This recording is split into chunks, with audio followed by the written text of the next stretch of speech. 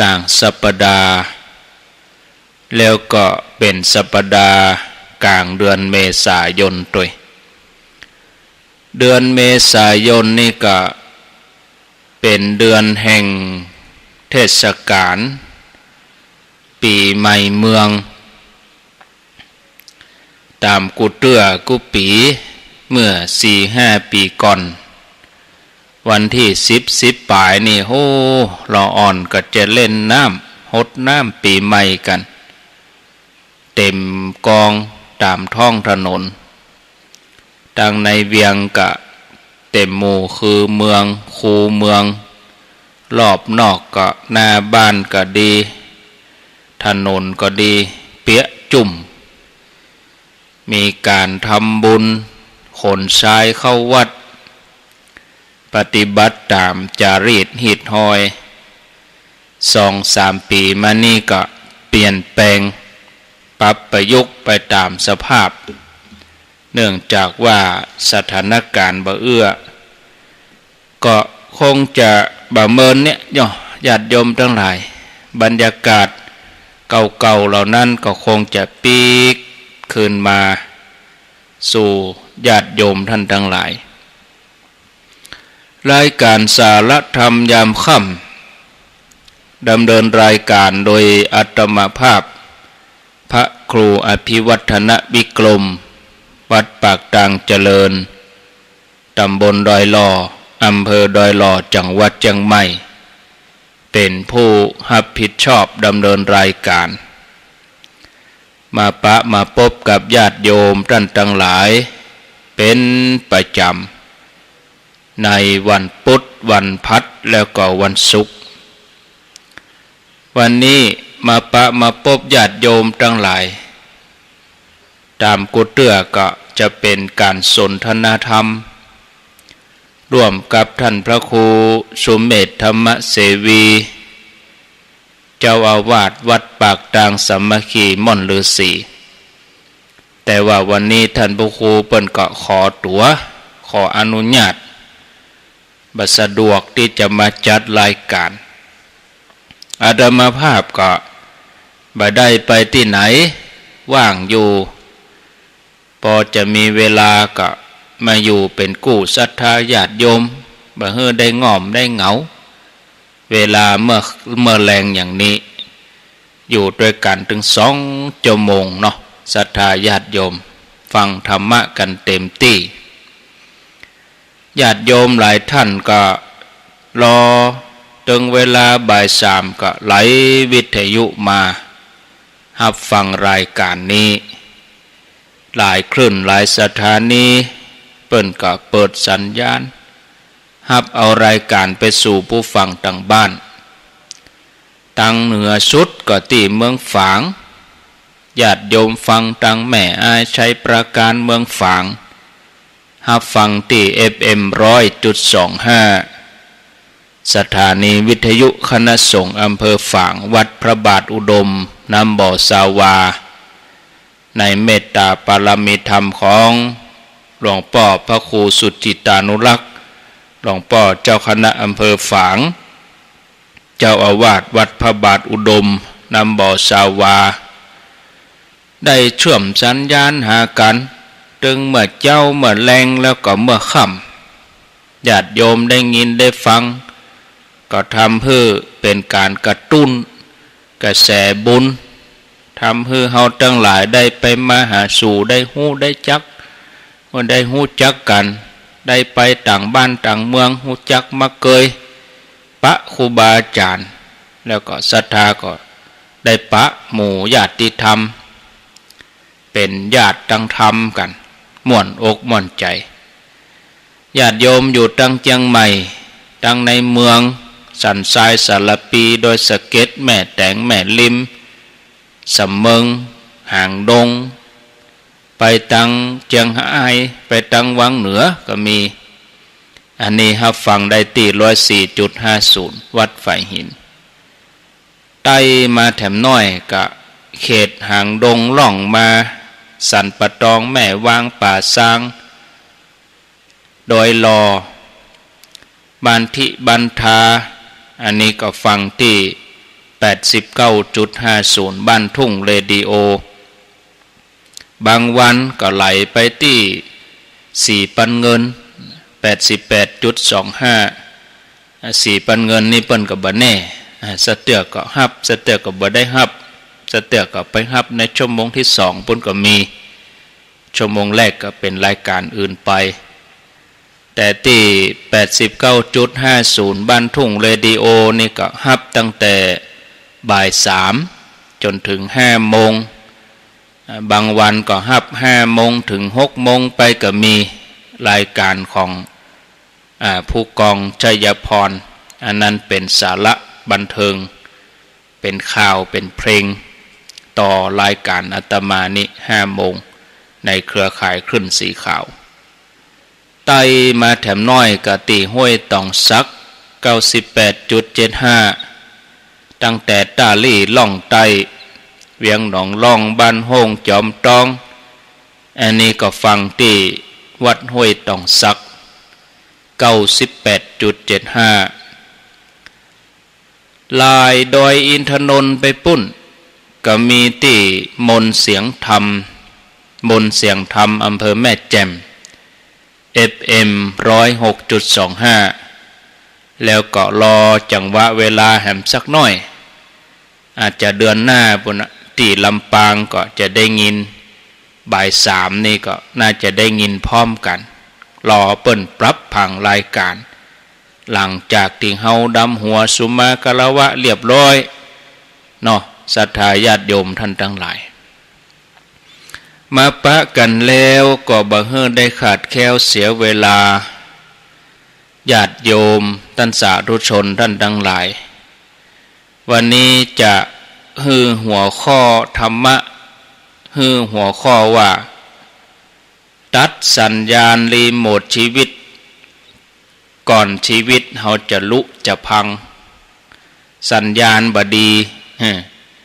ทันดานบดีเฮาก็ปิดแล้วก็เปิดทำไมสัญญาณชีวิตของเฮาก็คือความคิดต่างๆญาติโยมทั้งหลายมีกรรมอู้ที่เกิดขึ้นมาว่าให้สงบปากสงบกรรมเพื่อความสุขสงบสันติกรรมอู้นี่บ่ได้หมายความว่าเฮาต้องเอาตัวเก่าหายหรือว่านิ่งเฉยกลายเป็นพระอิฐพระปูนอันนั้นก็บ่ใจที่บ่ต้องมีอารมณ์ความรู้สึกอันใดบ่ว่าไผจะมาปฏิบัติต่อเฮาอย่างใด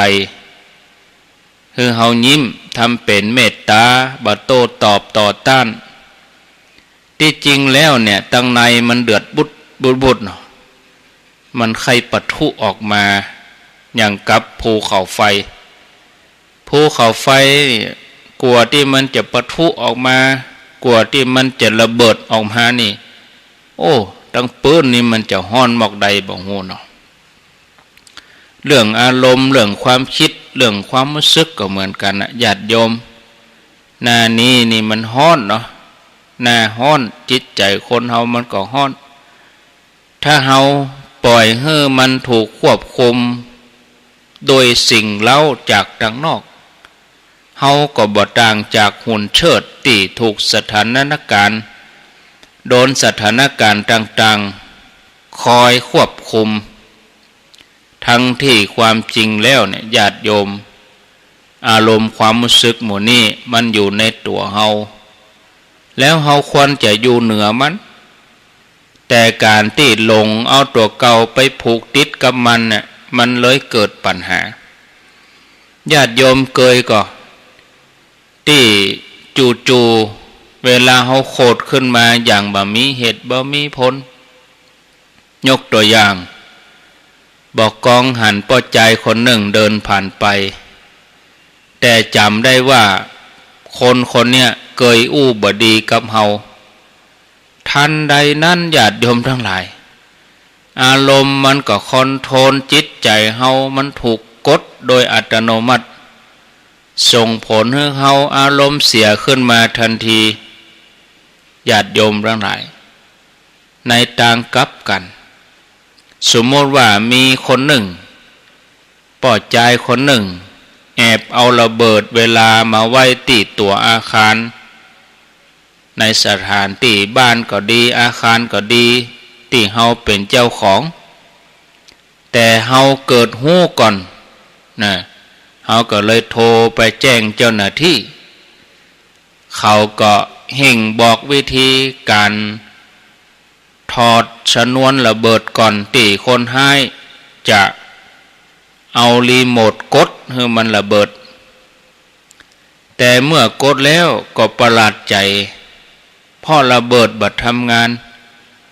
เมื่อระเบิดบัดทำงานอาคารก็บ่เสียหายน่ะตึกก็บ่ระเบิดมันเกิดอะไรอย่างขึ้นสัญญาณรีโมทบัดทำงานบอกว่าจะเต้งกดต่อใดระเบิดก็บ่ทำงานน่ะตึกก็บ่มีทางที่จะระเบิดอันนั้นเพราะสัญญาณรีโมท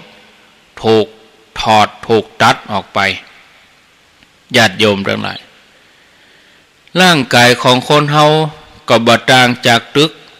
บ่ต่างจากอาคารแล้ววิธีที่เฮาจะถอดชนวนบ่ฮื้อรีโมทคนให้ทำงานได้นั่นก็คือใจสติปัญญาใจตัวสตินี่จะเข้าไปสกัดเนาะสกัดกั้นเป็นตัวกลอง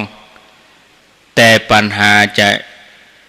ทำหน้าที่สืบค้นว่าระเบิดเนี่ยโดนเก็บไว้ที่ไหนเอาซ่อนไว้ตัดใดกุญแจก็คือเฮาต้องหาฮื้อปะว่าระเบิดนี่มันซ่อนไว้ที่ไหนญาติโยมทั้งหลายมีนักปราชญ์ชาวตะวันตกคำว่าชาวตะวันตกนั่นคือแถวยุโรปปุ่นตะวันตกของเฮานี่เป็นตะวันออกนะเอเชียนี่แดนอาทิตย์อุทัยคือตะวันออกของเฮานี่ตะวันตกก็คือแถวยุโรปปุ่นนะมีนักปราชญ์คนหนึ่งเปิ่นได้แนะนำว่าถ้าเฮาต้องการให้ส้ม1 กิโลกับเปื่อนบ้านเพื่อแสดงความฮักอันนั้นแสดงว่าเฮาต้องเป็นเจ้าของส้ม1 กิโลนั่นเหียก่อนเฮาถึงจะฮื้อออกไปได้เหมือนเดียวกันเฮาก็บ่สามารถส่งความเกลียดความโกรธออกไปได้ถ้าเฮาบ่มีความเกลียดความโกรธอยู่ตรงในตัวจำไว้ว่าเฮาบ่สามารถฮื้อผู้อื่นได้ถ้าเฮาบ่มีญาติโยมทั้งหลายเปรียบเหมือนวิธีการคั้นน้ำส้มเมื่อเฮาคั้นน้ำส้มเฮาบีบหน่วยส้ม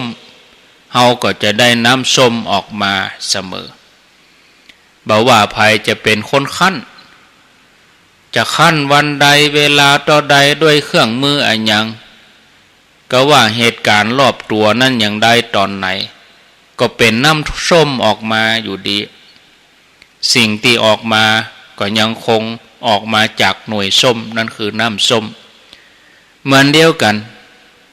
มีคนมาบีบตัวเฮามากดดันเฮาด้วยวิธีต่างๆด้วยวิธีบดีอู้เสียดสีแล้วเฮาก็แสดงความโกรธความเกลียดเคียดแค้นออกไปอันนั้นเป็นเพราะสิ่งเหล่านั้นมีอยู่ในตัวเฮาอันนี้คือกฎที่มันเป็นจริงญาติโยมทั้งหลายถ้าเฮาเป็นส้มเน่าโดนบีบออกมาก็จะเป็นน้ำส้มที่มันเน่ากินบ่ได้แต่ถ้าเฮาเป็นส้มดีไผจะมาบีบไผจะมาคั่นอย่างใดมันก็จะมีแต่น้ำส้มดีๆที่ถูกคั่นออกมาไผก็ดื่มได้รวมไปจนถึงตัวเฮาตัวท่านผู้ฟังทั้งหลายทางด้านพระพุทธศาสนานี่บ่ต้องการให้เฮาเป็นส้มเน่าแต่ต้องการให้เฮาเป็นส้มดีเมืองฝางนี่เป็นเมืองส้มเวลาไปเมืองฝางนี่ของฝากจากเมืองฝางนี่เปิ้นจะเอาส้มฮื้อเป็นกล่อง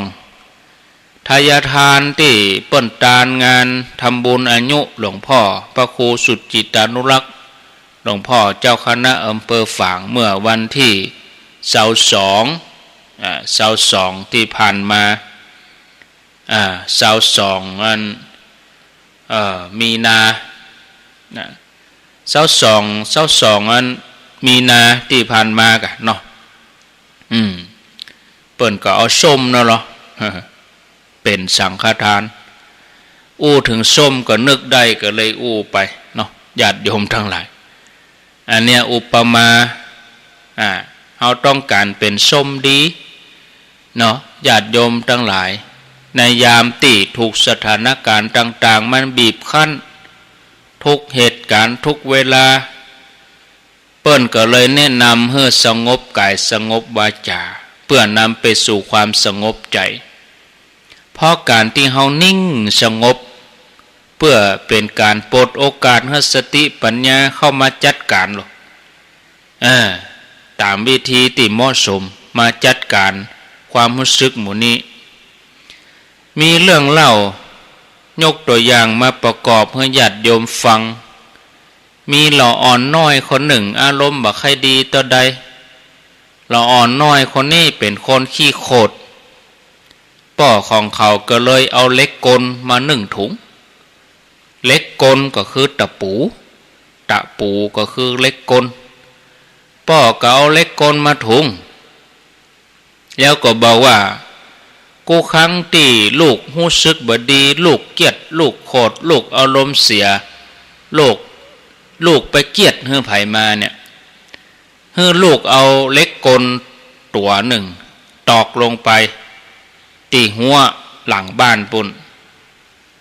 เด็กชายคนนี้ก็ทำหน้ามุ้ยแล้วก็รับกรรม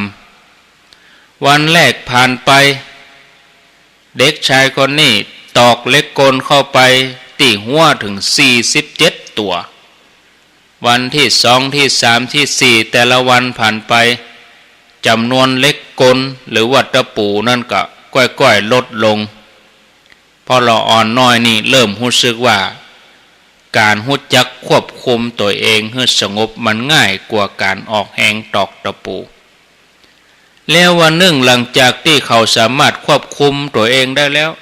ใจเย็นขึ้นมาเด็กน้อยคนนี้ก็เลยเตียวไปหาพ่อด้วยความดีใจแล้วก็อู้กับพ่อว่าพ่อผมเกิดว่าตอนนี้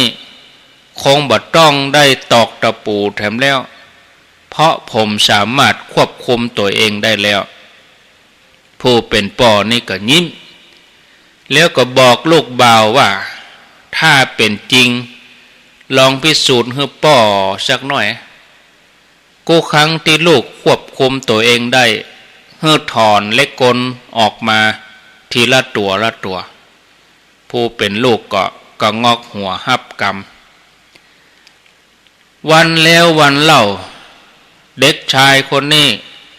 ก็ก้อยถอนตะปูออกทีละตัวในที่สุดเล็กกลหรือว่าตะปูถึงหมดก็ถูกถอนจนหมดเสียงเด็กน้อยคนนี้ก็ดีใจหล่นไปหาพ่อแล้วรายงานอย่างละเอียดพ่อฟังจบก็บ่ได้อู้อันยังแล้วก็จูงมือลูกบ่าวไปตีหัวแล้วก็บอกลูกว่าลูกทำได้ดีก็จริงแต่ลูกลองพอตีหัวเหรอลองพอไม้ตีหัวเหรอหันก็ว่าหัวว่าไม้นั่นน่ะมันบ่เหมือนเดิมมีก้าหอยมีก้าหูเล็กกลเต็มไปหมดลูกจำไว้เนอะก่อนที่เฮาจะระเบิดอารมณ์ออกไปขอให้ฮู้ไว้ว่ามันเหมือนกับการเอามีดมากรีดมาแทงไผต่อให้ใจกำว่าขอโทษสักกี่ร้อยกี่พันร่องรอยนั้นก็ยังมีความทรงจำก็บ่อาจจะลบเลือนไปจากเขาคนนั้นได้วิธีใจได้ผลสำหรับพ่อก็คือเนี่ยบ่ต้องมีจิต ที่เศร้าหมองคำว่าบ่ต้องมีจิตที่เศร้าหมองแปลว่าอะไรอย่างครับป่อก็บอกว่าแปลว่าจังมันเตอะบ่เป็นหยังปล่อยมันไปจังมันเตอะจังมันปล่อยมันเตอะปล่อยมันไปญาติโยมท่านสาธุชนท่านผู้ฟังทั้งหลายอันนี้เหมือนกับที่ปรากฏในสูตรหนึ่งที่พุทธเจ้าสอนสามเณรลาหุนสูตรนี้มีชื่อว่าจุลลาหุโลวะชาโลวะสูตรจุลลาหุโลวะทสูตรนะโดยย่อพระองค์ได้ตรัสสอนสามเณรลาหุนว่าพิจารณาก่อนแล้วถึงกล่าวถ้าวจีกรรมนี้เป็นไปเพื่อเบียดเบียนตนเองเบียดเบียนผู้อื่นและเป็นไปเพื่อเบียดเบียนทั้งสองฝ่ายวจีนั้นจัดเป็นอกุศลเป็นทุกข์มีทุกข์เป็นผลเป็นวิบากทางกายวาจาใจกรรมทางวาจานี้เธออย่ากล่าวเด็ดขาดเธอพึงละวจีกรรมนั่นเสียในทางกลับกันถ้าพิจารณาแล้วหันว่าวจีกรรมนี้กล่าวแล้วบ่ได้เบียดเบียนตัวเองผู้อื่นวจีกรรมนี้จัดเป็นกุศลเธอพึงกล่าวพึงเพิ่มวจีนั้นให้มากญาติโยมจะนั้นก่อนเหตุการณ์ต่างๆจะบีบคั้นแล้วก็จะกดรีโมทเฮาควรมีสติควบคุมตัวเองให้อยู่ในความสงบสำรวมปิดปากปิดวาจาให้ดีกรรมบ่ดีกรรมหยาบอันใดที่มันเป็นมงคล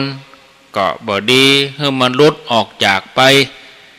ออกจากปากเฮาไปลองคบเขี้ยวตัวเก่าลองคบลิ้นตัวเก่าพอแล้วศรัทธาญาติโยมอดเอาพ่อข้อแรกนี่ญาติโยมทั้งหลายกัดลิ้นตัวเองเนี่ยเจ็บกำเดียวก็เดียวก็หายแต่การไปอู้กำให้ออกไปนี่จะสร้างศัตรูรอบทิศอย่าให้คนอื่นจังโดยที่บ่จำเป็นที่สำคัญเนี่ยเขาจะเกิดหาทางแก้แค้นเอาคืนอยู่ตลอดเวลานะแล้วก็เจ้าของความคิดของเขาเนี่ยมันจะเป็นพลังงานลบหรอกเนาะที่มันส่งผลบดีกับความเจริญของชีวิตข้อต่อมาญาติโยมทั้งหลายมันมีโทษก็คือสิ่งบดีบางงามมันเป็นอัปมงคลมันเป็นเสนียดจันไรมันเป็นความบดีความชั่วให้อย่างแหมวันสองวันนี้บางคนก็เพี้ยวบ้านบางคนก็เอาผ้าไปซักเกียมนุ่งผ้าใหม่นี่เนาะเฮาทั้งหลายถือเอาวันสังขารล่องที่จะเกิดขึ้นเนี่ยคือสิ่งที่มันเป็นอัปมงคลเฮาก็เอาขว้างไปเสียความชั่วต่างๆจะไหลถ่ายเทพลังงานลบเนี่ยถ้าคนนั้นเป็นคนที่มีจิตขุ่นมัวเนี่ยสิ่งเหล่านั้นมันก็ไหลสู่คนนั้นเหมือนน้ำตกที่ตกจากที่สูงน้ำเนี่ยไหลลงจากที่สูงลงที่ต่ำเหตุนี้ญาติโยมพุทธองค์เปิ่นก็เลยแนะนำให้เฮาทั้งหลายตั้งมั่นอยู่ในศีลห้าเป็นพื้นฐานเพราะศีลห้าเนี่ยข้อที่สี่ที่ชื่อว่ามุสาวาทคือบ่อู้คำหยาบบ่โกหกก็เพื่ออาศัยอำนาจศีลเนี่ยช่วยคุ้มครองเป็นเกราะป้องกันเป็นป้องปราการป้องกันสิ่งชั่วบดีต่างๆบ่ฮื้อมันถ่ายเทพลังงานบดีเข้ามาในตัวเฮาญาติโยมภาษาพระเปิ้นก็เลยบอกว่าศีลเป็นเกราะเป็นกำแพงคือว่าเป็นเครื่องป้องกันกายใจเฮาเนี่ยให้ปลอดภัยจากสิ่งที่บดีที่มันบ่เป็นมงคลฉะนั้นญาติโยมอย่างที่บอกที่กล่าวเบื้องต้นปีเก่าจะจากเฮาไปปีใหม่เมือง ก็จะมาถึงเฮานะแถมบักกี้วันไปตั้งหน้าอันอย่างดีก็ควรทำอันอย่างบดีก็สงบปากสงบคำบากกล่าวกรรมหยาบคายบากกล่าวกรรมร้ายหยาบคายใส่ร้ายไผเสียดสีไผเพราะการทำอย่างนี้ย่อมจะนำไปสู่ความเดือดร้อนแก่ตัวเองถ้าเฮาเลี่ยงได้เฮาก็สงบสันติก็จะเกิดขึ้นในใจของเฮาใจของเฮาก็จะมีแต่สันติมีแต่ความสุขเนี่ยบ่ฮื้อมารได้เข้ามาสิงตัวญาติโยมทั้งหลายแล้วเฮาจะมีวิธีปฏิบัติจะใดเพื่อให้เฮาก้าวพ้นบ่วงมารวิธีปฏิบัติบ่ให้มารเข้ามาในตัวเฮาญาติโยมทั้งหลายก็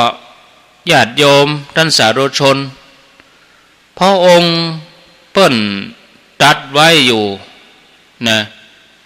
เมื่อพระองค์พระพุทธเจ้าพระองค์เสด็จอยู่ที่ป่ามหาวันกรุงไผ่สาลีในขณะนั้นพระพุทธเจ้าพระองค์แสดงธรรมีกถาอันสัมปยุตด้วยพระนิพพาน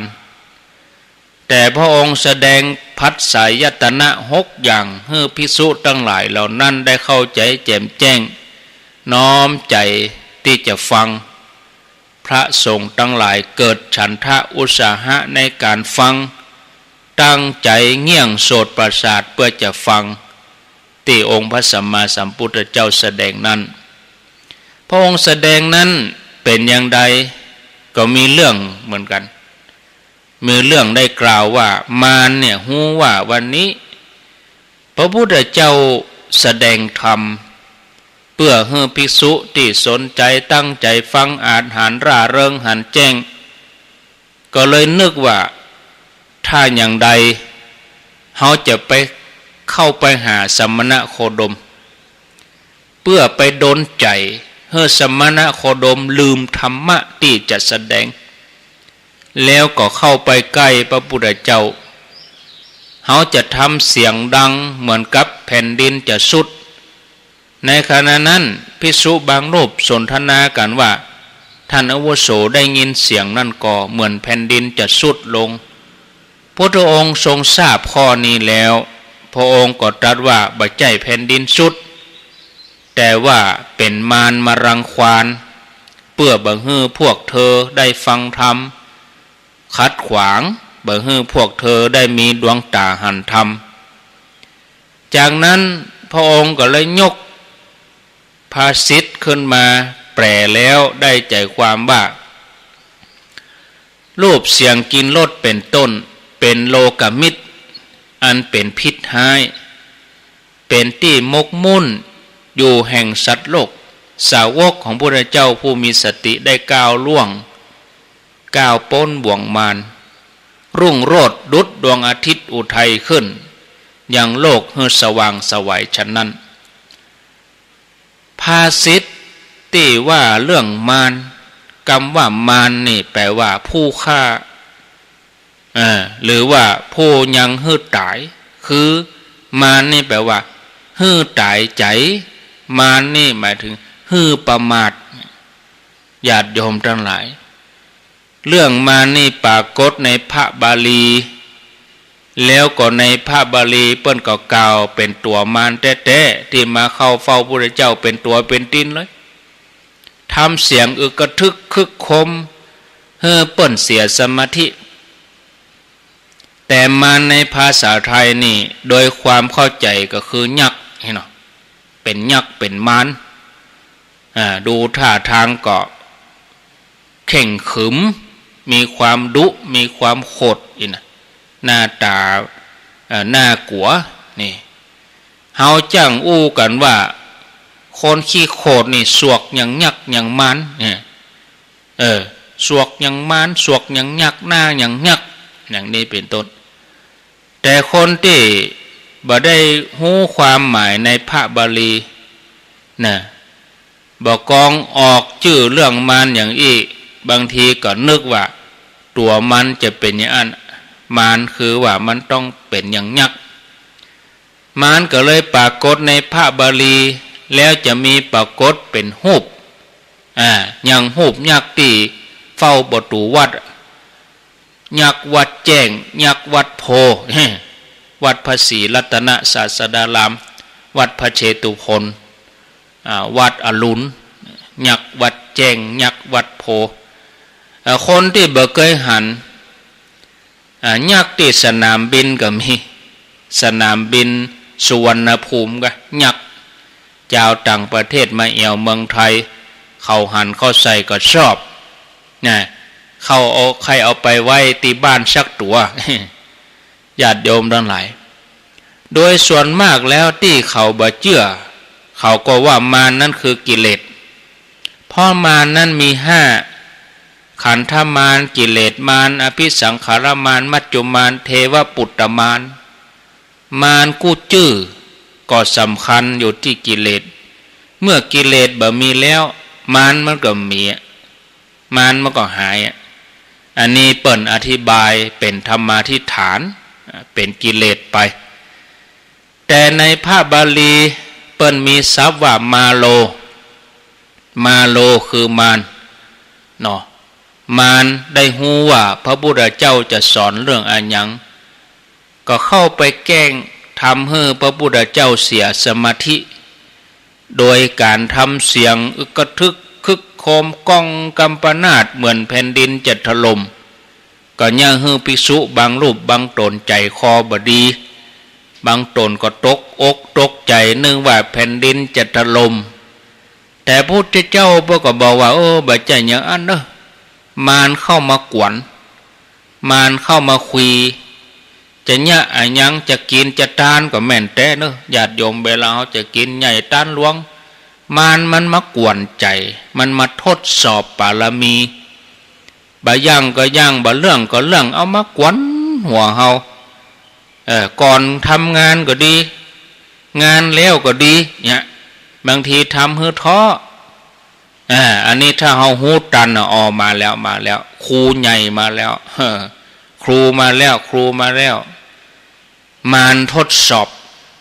มันจะมาในรูปแบบอย่างอื่นก็มีบางทีมันไปสิงคนนั้นมารไปสิงคนนั้นเกิดความอิจฉาเฮาก็ว่า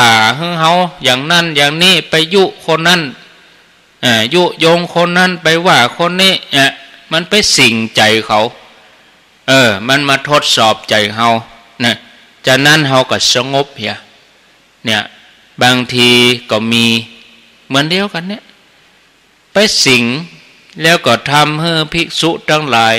บ่ได้ฟังธรรมะมารจะทำให้ภิกษุตกใจนี่พระองค์ก็ว่าบ่ใจอย่างนั้นมารมาเพื่อจะให้เธอทั้งหลายลืมธรรมะบ่ได้มีดวงตาหันธรรมเรื่องยากเรื่องมารนี่ยกไว้หันเนาะญาติโยมทั้งหลายถ้าท่านที่เชื่อว่ามารมีจริงมารมีแต่ก็คือยักษ์ที่ในเมืองไทยเฮาที่เฮาห้องกันเนี่ยมีหูบอยู่ตามวัดตามบายืนถือกระบองแบกกระบองบางตัวก็นั่งรับวัดใหญ่ๆอย่างที่บอกแต่แกหลายวัดนะเปิ่นเอามาปั้นมาแปลงหน้าอย่างยักษ์เนี่ยญาติโยมทั้งหลายแต่ถ้าบ่เชื่อมารมีจริงมารในที่นี้ก็คือคนเฮานี่แหละบ่ต้องไปเป็นยักษ์เป็นมีเขี้ยวงาบ่ต้องตัวใหญ่ตัวสูงก็คือคนเฮานี่แหละปอดใจก็แม่นแม่ยิ่งก็แม่นที่มีจิตบ่เป็นปกตินี่เฮาทั้งหลายก็ได้ชื่อว่ามารคือกิเลสนี่กิเลสที่เข้ามาลุมเล้าใจผู้ปฏิบัติให้ลืมศีลลืมธรรมลืมธรรมะลืมพิจารณาความถูกต้องบ่ฮู้ว่าอันใดถูกอันใดผิดมารเข้าสิงลืมความดีความชอบลืมอะไรอย่างไปหมดเป็นความประมาทเหมือนข่าวที่ออกแต่ว่าวันซืนนี่เนาะเราอ่อนอายุต่อใดนักเรียน ดูเหมือนจะคนเชียงใหม่คนเหนือเฮานี่ก็ยินดูแม่เนาะอันเนี้ยโดนมารเข้าสิงหลงแต่เนอประมาทแต่เนอปาแฟนไปฆ่าแม่ตัวเก่านอนเนี่ยลืมความผิดความถูกลืมความผิดชอบชั่วดีโอ้ยญาติโยมทั้งหลายไผจะมาฮักเต้าแม่เนาะเต้าแม่เต้าป่อนี่มีจะอยู่หมองตลอดชีวิตนั่นน่ะเนาะกรรมแต่กรรมว่าเนี่ยเพราะเขามีชีวิตอยู่อย่างประมาทสอนกำฟังเฮียอันนี้ถ้าว่ามันถึงขนาดนั้นนะปล่อยเลยเฮียนหนังสือกับบ่เฮียนเนี่ยไปเฮาบ่ต้องส่งเสียละไปใครไปก็ไปหวังดีแล้วหรอกพรหมวิหารเอามาใจหมดแล้วเมตตาก็มีแล้วเมตตากรุณามุทิตามีหมดธรรมะมันต้องครบสุดเมื่อ3อย่างเมตตากรุณามุทิตาอุเบกขากะ3อย่างบ่ได้ผลก็เอาข้อที่4มาใจขึ้นมาที่1เลยเฮาเมตตาเฮาฮักแต่เนื้อใจเมตตามาตลอดกรุณากับกรุณามาตลอดเมื่อบ่เป็นผลก็ยกข้อสุดท้ายขึ้นมาข้อที่1อุเบกขาเสียเลยไปใครมีผัวก็ไปเนาะกรรมสุดนี่แหละญาติโยมเนาะไปเถอะแล้วแถมวันใดวันหนึ่งบ่มีแม่เนี่ยจะรู้สึกแหละตอนที่ตัวเก่ามีลูกตัวเก่าตั้งท้องตัวเก่าได้เบ่งลูกปุ่นอาจจะหู้นะจะห้องหาแม่เนอะห้องหาแม่ช่วยด้วยแม่มีไหนมีแล้วแม่เป็นกระดูกไปแล้วเผาไปแล้วเขาคงบักคิดนะเนี่ยญาติโยมทั้งหลายหันข่าวมาแล้วก็สลดใจเนาะเราอ่อนอายุตัวใดเหี้ยหันไปคบแฟนเนี่ยรุ่นลาวเขาเดียวกันแล้วแหละไปหับจ้างที่ไหนพอจะหับเยาวชนเพื่อจะเอาวะอายุ14-13ไผ่เอาหับจ้างเตี่ยแหละเนาะยังก่อมจ้างเตือเมื่อทำยังบะจ้างก็หลงไปติ๊กๆแหละลงไปเนาะญาติโยมก็พอข่าวมันมีออกมาตึงวันมาเกิดถึงกรรมบะเก่าจะมีอย่างอันเตะบัดเดี๋ยวนี้มันบ่ใจเศร้าป่ายแล้วนะมัน10ป่ายเนี่ยเราอ่อนน้อยอยู่จะได้แบกไม่เศร้าไปแม่นบะแขว้งบะเขืออย่าแต่กันนี่มันเป็นอย่างอันจริงๆเนี่ยญาติโยมทั้งหลายนี่เพราะว่าโลกมันเปลี่ยนก็ว่ามันกินสารเห่งลงไปเฮามันกินอะไรอย่างก็ใส่สารเนี่ยลำไยก็ใส่สารทุเรียนก็ใส่สารบะม่วงก็ใส่สารโคนก็ใส่สารล่ำไปมันก็เลยเกินไว้ความคิดเกินไว้ตั้งแต่นี่มาบัดได้ยินกำเตือเนอะมาได้ยินเนี่ยแต่ว่ามันซึนเนี่ยข่าวเราอ่อนตีปาแฟนมาฆ่าแม่ตัวเองนี่นะเป็นอุทาหรณ์เนอะญาติโยมทั้งหลายบ่ฮู้จักบาปบุญคุณโทษบ่ฮู้ตั้งอยู่ในความประมาทอันนี้คือมืดบอดอวิชชามืดบอดเนาะมาว่าเรื่องเฮาต่อแบบออกไปทางข้างถึงกิเลสกิเลสถึงลืมความดีความชอบถึงลืมบาปบุญคุณโทษก็เลยสลับไปเห็นหน่อยก็มันข่าวมันออกตึงบดออกตึงประเทศเนาะมันข่าวออกแล้วถ้าว่าข่าวหมอออกก็ว่าไปอย่างแล้วพวกก็ยับได้ตัวเปิ้นเอามาถามไปถามมาหนูเป็นคนคิดเองว่านั่นเอามีดยื่นให้แฟนว่านั่นเตอะก็ว่ากันไปตามกระบวนกฎหมายมีที่จบแต่กฎแห่งกรรมนี่บัดจบเนาะก็ใส่กรรมใส่เวรเป็นมาตุฆาตนี่นะมาตุฆาตคือฆ่าแม่ปีตุฆาตฆ่าพ่อนี่มาตุฆาตนี่ฆ่าแม่นี่ก็เปิ้นเรื่องว่าหรอห้ามสวรรค์ห้ามนิพพานเนาะมีอบายภูมิเป็นที่ไปญาติโยมทั้งหลาย ในที่นี้ที่บอกว่ามารจริงๆตัวมารนั้นมีจริงๆแต่เฮาบ่หันนะพระพุทธเจ้าเปิ้นหันญาติโยมอย่างเทวดาโดยมากเฮาก็บ่เชื่อหรอกว่าเป็นมารเทวบุตรมารน่ะมารตัวใหญ่ตัวหลวงที่ละพระอุปโคตปราบนั่นก็เป็นเทวดานะเทวบุตรมารนั่นโอ้เทวดาเป็นมารก็มีเนอะญาติโยมทั้งหลายเทวดาฝ่ายดีเทวดาฝ่ายบดีฝ่ายธรรมะฝ่ายอธรรมนี่ญาติโยมทั้งหลายนี่อย่างเทวดาบางทีเฮาก็บ่เชื่อนะแต่ก็ปรากฏในพุทธศาสนาพระบาลีปรากฏว่าเทวตาสังยุตแปลว่าหมู่หรือว่าหมวดที่ประกอบไปด้วยเทวบุตรสังยุตหมู่หรือหมวดที่ด้วยเรื่องเทวบุตรอันนี้ก็เป็นคนทั้งนั้นแต่ว่าเป็นเทวดาปฏิบัติอยู่ตังบนเฮาบ่หันแต่พุทธเจ้าเปิ้นหันบ่ต้องอื่นไก่ศรัทธาญาติโยมท้าวสักกะเทวราชอันเป็นใหญ่แห่งเทวดาท้าวสักกะเทวราชก็คือเป็นใหญ่แห่งเมืองสวรรค์คือพญาอินทร์เป็นพญาเจ้าเมืองแดนสวรรค์นี่นะญาติโยมทั้งหลายมีพระบาลีฮ้องว่าเทวานมินโทแปลว่าจอมเทวดานะเหมือนกับพญาเจ้าเมืองของเฮาเนี่ยนะพระเจ้าแผ่นดินเฮาเนี่ยฮ้องว่านลินโท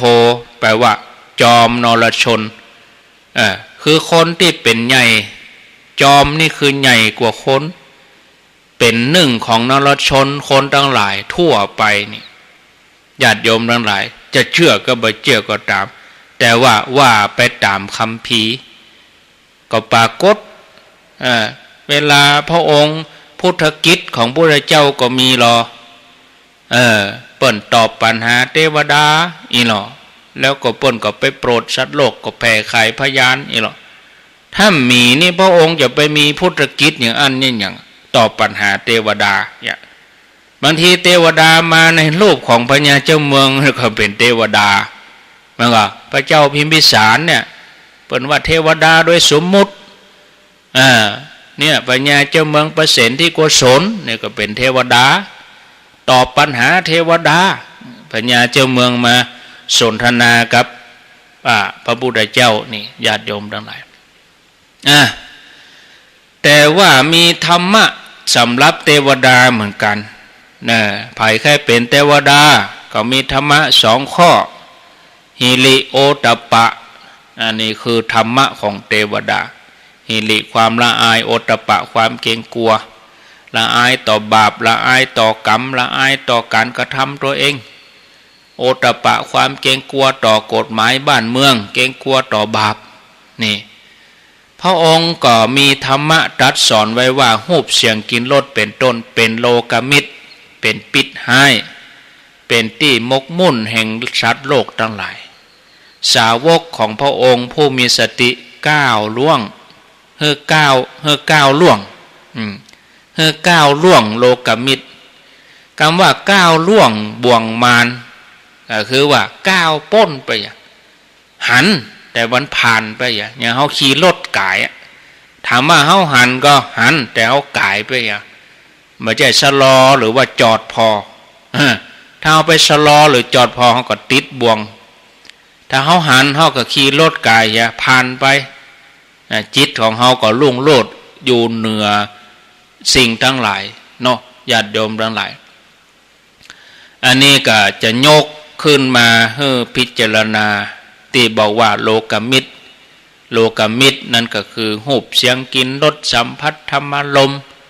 ในบาลีเปิ้นฮ้องว่าอายตนะ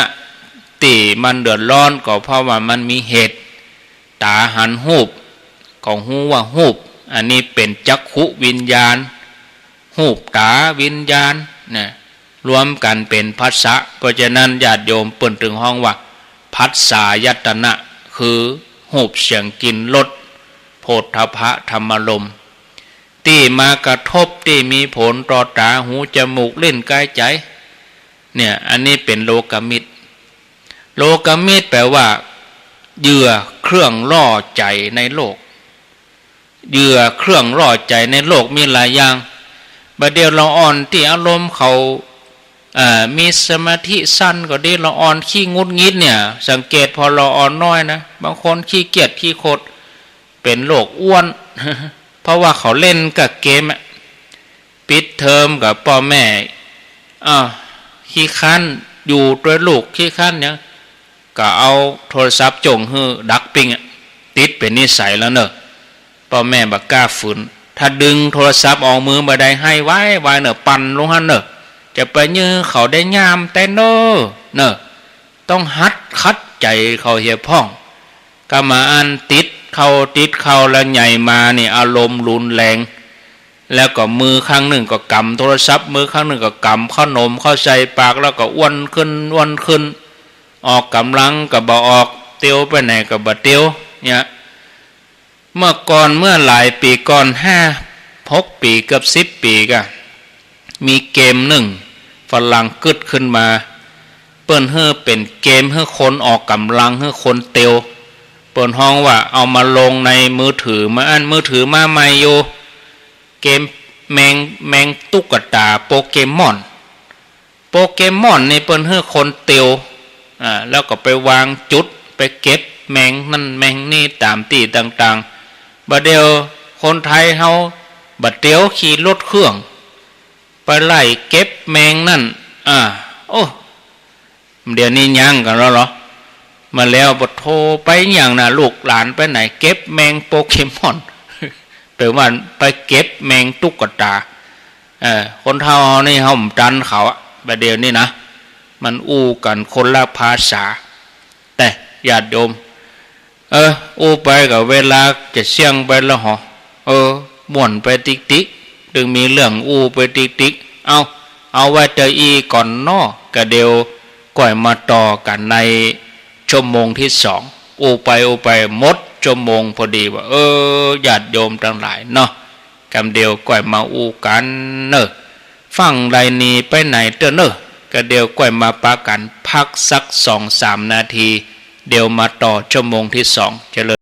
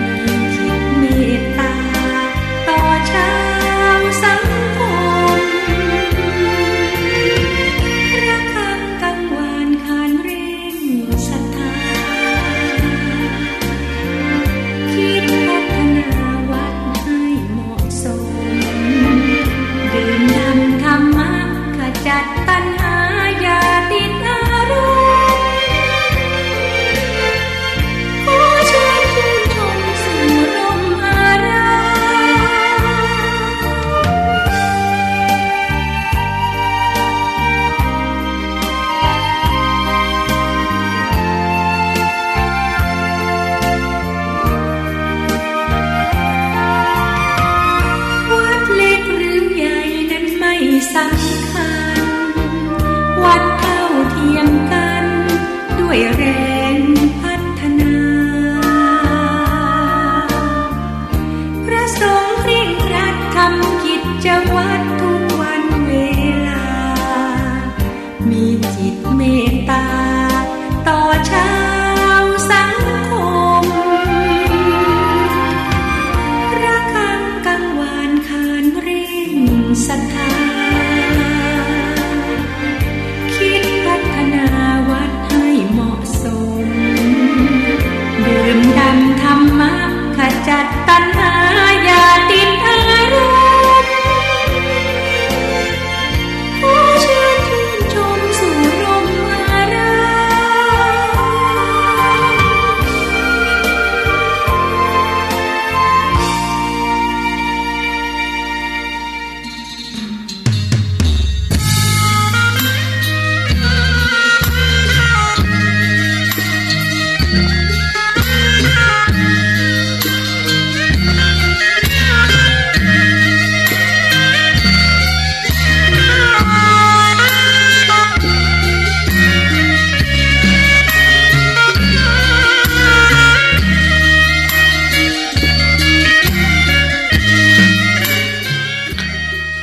เอาแล้วศรัทธาญาติโยมท่านสาธุชนคนดีทั้งหลายทุกท่านปิกมาอยู่ด้วยกันแถมชั่วโมงสุดท้ายผ่านไป1 ชั่วโมงขณะนี้เวลา 16:01 นาทีญาติโยมกำลังรับฟังรายการสารธรรมยามแลงรายการสารธรรมยามแลงดำเนินรายการโดยอาตมาภาพพระครูอภิวัฒนวิกรมวัดปากต่างเจริญตำบลดอยลออำเภอดอยลอจังหวัดเชียงใหม่เป็นผู้รับผิดชอบดำเนินรายการตามปกติแล้ววันพุธนี้ญาติโยมจะได้ฟังการสนทนาธรรมร่วมกันกับท่านพระครูสุเมธธรรมเสวีเจ้าอาวาสวัดม่อนฤาษีปากดังสามัคคีเนื่องจากว่าวันนี้ท่านพระครูเปิ่นติดธุระเปิ่นบ่สามารถมาดำเนินรายการได้ว่าจะได้ท่านพระครูเจ้าอาวาสวัดม่อนฤาษีมันจะเป็นแบบกระจายยังอ่ะไม่มันไปกัดนกมันมาตายโรคแน่แล้วก็เจ้าก็เอามือตัวบวมมันก็ปอกไปอ่ะจ้ะมันก็บินไปอ่ะแล้วนั่นยังไงอ่ะปิดวิทยุก่อนปิดวิทยุก่อนปิดวิทยุก่อนไหมมันก็เป็นบ้าเป็นกรรมก็จะฮะปิดวิทยุก่อนแล้วก็ถามเรียงคำถามใหม่จ้ะบาปตกที่ไผอันนั้นเจ้าก็กลัวบาปมันบ่ใจตายเด้อเหรอแมวก็บ่ใจตายนกก็บ่ใจตายบ่เป็นบาปของไผสักคนอ่ะเนาะจ้ะเจ้ามันบ่ตายเจ้ากันน่ะก็บ่เป็นบาปหยังสักอย่างอ่ะเด้อเจ้ามันเป็นตาเฮาไปหันมันลูกถ้าเฮาไปหันมันก็กินกันแล้วก็มันก็ตายแล้วก็เจ้าเอาก็เดี๋ยวก็โทรมากำลังจะธรรมะถ้าเปิดสายก็โทรไม่ใช่เปิดสายเดี๋ยวนี้กำลังจะเข้ารายการโยมเขาก็จะไปเอาใจตัวเก่าล้ำไปกะจะให้โทรก็โทรเวลาได้ก็จะโทรไปบ่ได้เตี้ย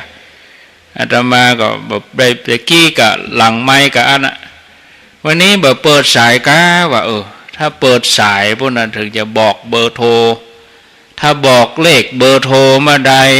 ก็หมายถึงว่าเปิดสายเมื่ออันถ้าบอกเบอร์โทรก็บ่ต้องโทรเตื้อแมวไปตินกมันก็เรื่องของแมวมันก็เรื่องของแมวไปตินกถึงแม่ห้อมไปหันมันก็ตึงจะกินกันอย่างงูกับเขียดงูกับเขียดกับกบอึ่งอ่างกับแมงเม่าเฮาไปคิดอย่างนั้นก็จะไปคิดนัก เฮาไปหันมันก็กินกันทั้งวันนะนะญาติโยมทั้งหลายเนาะอย่าคิดมากกลัวแมวเกลียดก็เอากินไก่ทอดให้แมวเหี่ยไปเอาป่าทอดให้แมวเหี่ยถ้ากลัวเป็นบาปก็ถ้ากลัวเป็นบาปก็ไปกัดซื้อไก่ทอดซื้อป่าปิ้งมาให้แมวเหี่ยนื้อปลอบใจมันเนาะจะให้ตอบว่าได้หรอก็เฮาไปมันจะกินนั้นลมปอมนะเฮาไปทำให้มันก็ต้องเกลียดใส่เฮาน้อยกะถ้าบ่ให้แมวเกลียดเนี่ยก็เนาะซื้อป่าปิ้งมาให้มันเสียตัวหนึ่งเนาะมาอู้ต่อญาติโยมทั้งหลายอิสปะเนาะก็ว่ากันไปแต่กี้อู้ถึงเรื่องอย่างญาติโยมอู้ถึงเรื่องโลกมิตรโลกมิตรนั่นก็คือหูบเสียงกินรสสัมผัสอีนะพระบาลีนี่เปิ้นฮ้องว่าอายตนะ6อย่างญาติโยมทั้งหลายพระองค์ทรงตรัสไว้เหมือนกันว่าดูก่อนภิกษุทั้งหลายรูปนั่นบ่ใจของเธอจงละมันเสียรูปที่เธอละได้แล้วย่อมเป็นไปเพื่อประโยชน์เพื่อความสุขสิ้นกาลนาน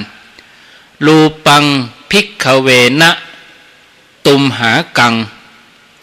คำว่าหูบนี่คือตัวเฮานะติดตาเฮาหันหูบติดตาเฮาหันเมื่อช่วงใดต้นเดือนกะเมื่อฝนตกหนักๆเมื่อติด2 ติดก่อนเชียงใหม่น้ำท่วมลูกฝนตกหนักน้ำท่วมบางท่านบางคนเดินทางลำบากน้ำท่วมน้ำขังก็จะต้องเฝ้าระวังเฝ้าบ้านบางคนก็ล้นเข้าไปในบ้านต้องหาน้ำขว้างที่เป็นอย่างนี้เพราะว่าติดหูบคือบ้านของเฮานี่น้ำขังน้ำท่วมบ้านของเฮานี่เป็นหูบเนี่ยฉะนั้นเมื่อเกิดขึ้นแล้วมันก็ทำให้เฮาเป็นกังวลกลัวไปต่างๆนานาไปที่ไหนวัน2 วันก็ง่อมอะไรหาบ้านไปมาไงมาแรงหน่อยใครปิกบ้านอะไรหาบ้านเนี่ยมันเป็นหูบทำมือเฮาติดเฮาก็เลยนึกไปอย่างนั้นนึกไปอย่างนี้อันนี้ก็เป็นมารก็ได้แต่ว่าในที่สุดนี่น้ำมันก็แห้งแล้วเดี๋ยวนี้มีละ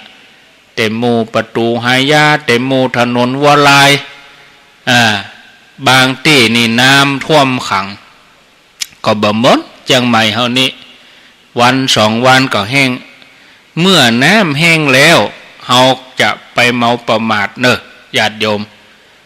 ฝนมันก็จะต้องตกแถมมันก็ท่วมแถมน้ำก็แห้งแถมอย่างนะศรัทธาญาติโยมทั้งหลายอันนี้มันก็ทำหน้าที่ของมันเนาะฝนบ่ตกเฮาก็กองหาอย่างมาแรงแตะแรงว่าฝนบ่ตกเลยเวลาฝนตกมาก็ยังมาตกแตะตกว่าตกพอบ่ยังบ่ได้การเนี่ยจะไปจมเฮอเปิ้นเนี่ยฝนก็ดีแดดก็ดีตึงกู้ฝนตกมาก็ดีจุ่มเย็นดีประหยัดกาน้ำเนาะบ่ต้องไปหดน้ำต้นไม้ต้นหยังน้ำเติมน้ำไหลลงน้ำปิงขึ้นมานักไปเติมเขื่อนปุ่นพื้นที่ก็อุดมสมบูรณ์แดดออกก็ดีลูกตากผ้าแห้งวยดีซักผ้าซักครัวแห้งวยดีเนาะมันเปิงกับปีใหม่เดือน7 เดือน8จะมือตุ้มผ้าจะมือนั่งหิ่งไฟมันก็ไปเปิงจะได้มันก็ต้องฮ้อนกะฮ้อนแตะฮ้อนว่าฮ้อนอย่างเดือน7เลยมันก็หน้าฮ้อนอันเปิ้นจะไปมีอย่างฤดูฮ้อนของเฮานี่ม่วนนะเฮาอยู่ครบ3 ฤดูนะ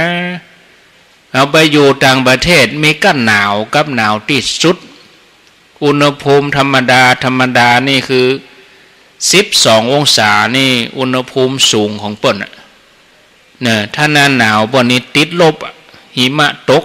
เนี่ยญาติโยมบางทีมือนี่นะเลือดนี่แข็งเลยนะญาติโยมเลือดบะไหลนี่นะโอ้เขาไปอยู่อย่างอันจะทุกข์ยากลำบากต่อใดบ้านเฮาเมืองเฮานี่มีถึง3 ฤดูฝนร้อนหนาวอาหารการกินก็เกิดตามฤดูเนาะอุดมสมบูรณ์ญาติโยมทั้งหลายจะไปเดือดไปจมเฮาเปิ้นธรรมชาตินี่แล้งเฮาก็บ่ต้องเดือดฝนตกเฮาก็บ่ต้องเดือดแล้งเฮาก็ว่าแล้งฝนตกเฮาก็ว่าตกแต่ตกว่าตกยังบ่หยุดเนี่ยมันเป็นอีมนุษย์เฮาเรื่องโหบเสียงกินรสโผฏฐัพพะธรรมารมณ์นี่เฮาก็มาฮบกันอยู่เปิ้นห้องว่าโลกมิตรแปลว่าเหยื่อเครื่องล่อใจเครื่องล่อใจเนาะล่อใจให้เฮาไปตั้งพิษเนี่ยพระองค์เปิ้นก็เลยทรงตรัสว่าเป็นพิษหายเป็นไปเปื้อความมกมุ่นของสัตว์แล้วเฮาก็ติดไปด้วยกันญาติโยมที่ฟังกันอยู่เนี่ยญาติโยมนึกญาติโยมลองนึกเฮาได้ละกาเนี่ยนี่ที่พุทธเจ้าเปิ้นได้ตรัสไว้ว่ารูปบ่ใจของเฮาฮือละเหียเฮาก็ละบ่ได้ยิ่งอยู่เมินไปนะเมินเข้ารูปก็ยิ่งนักขึ้นกองเต็มบ้านเต็มเมืองเนาะสวนก็ของเฮานาก็ของเฮาที่ดินนั่นก็ของเฮาบ้านหลังนั่นก็ของเฮารถก็ของเฮา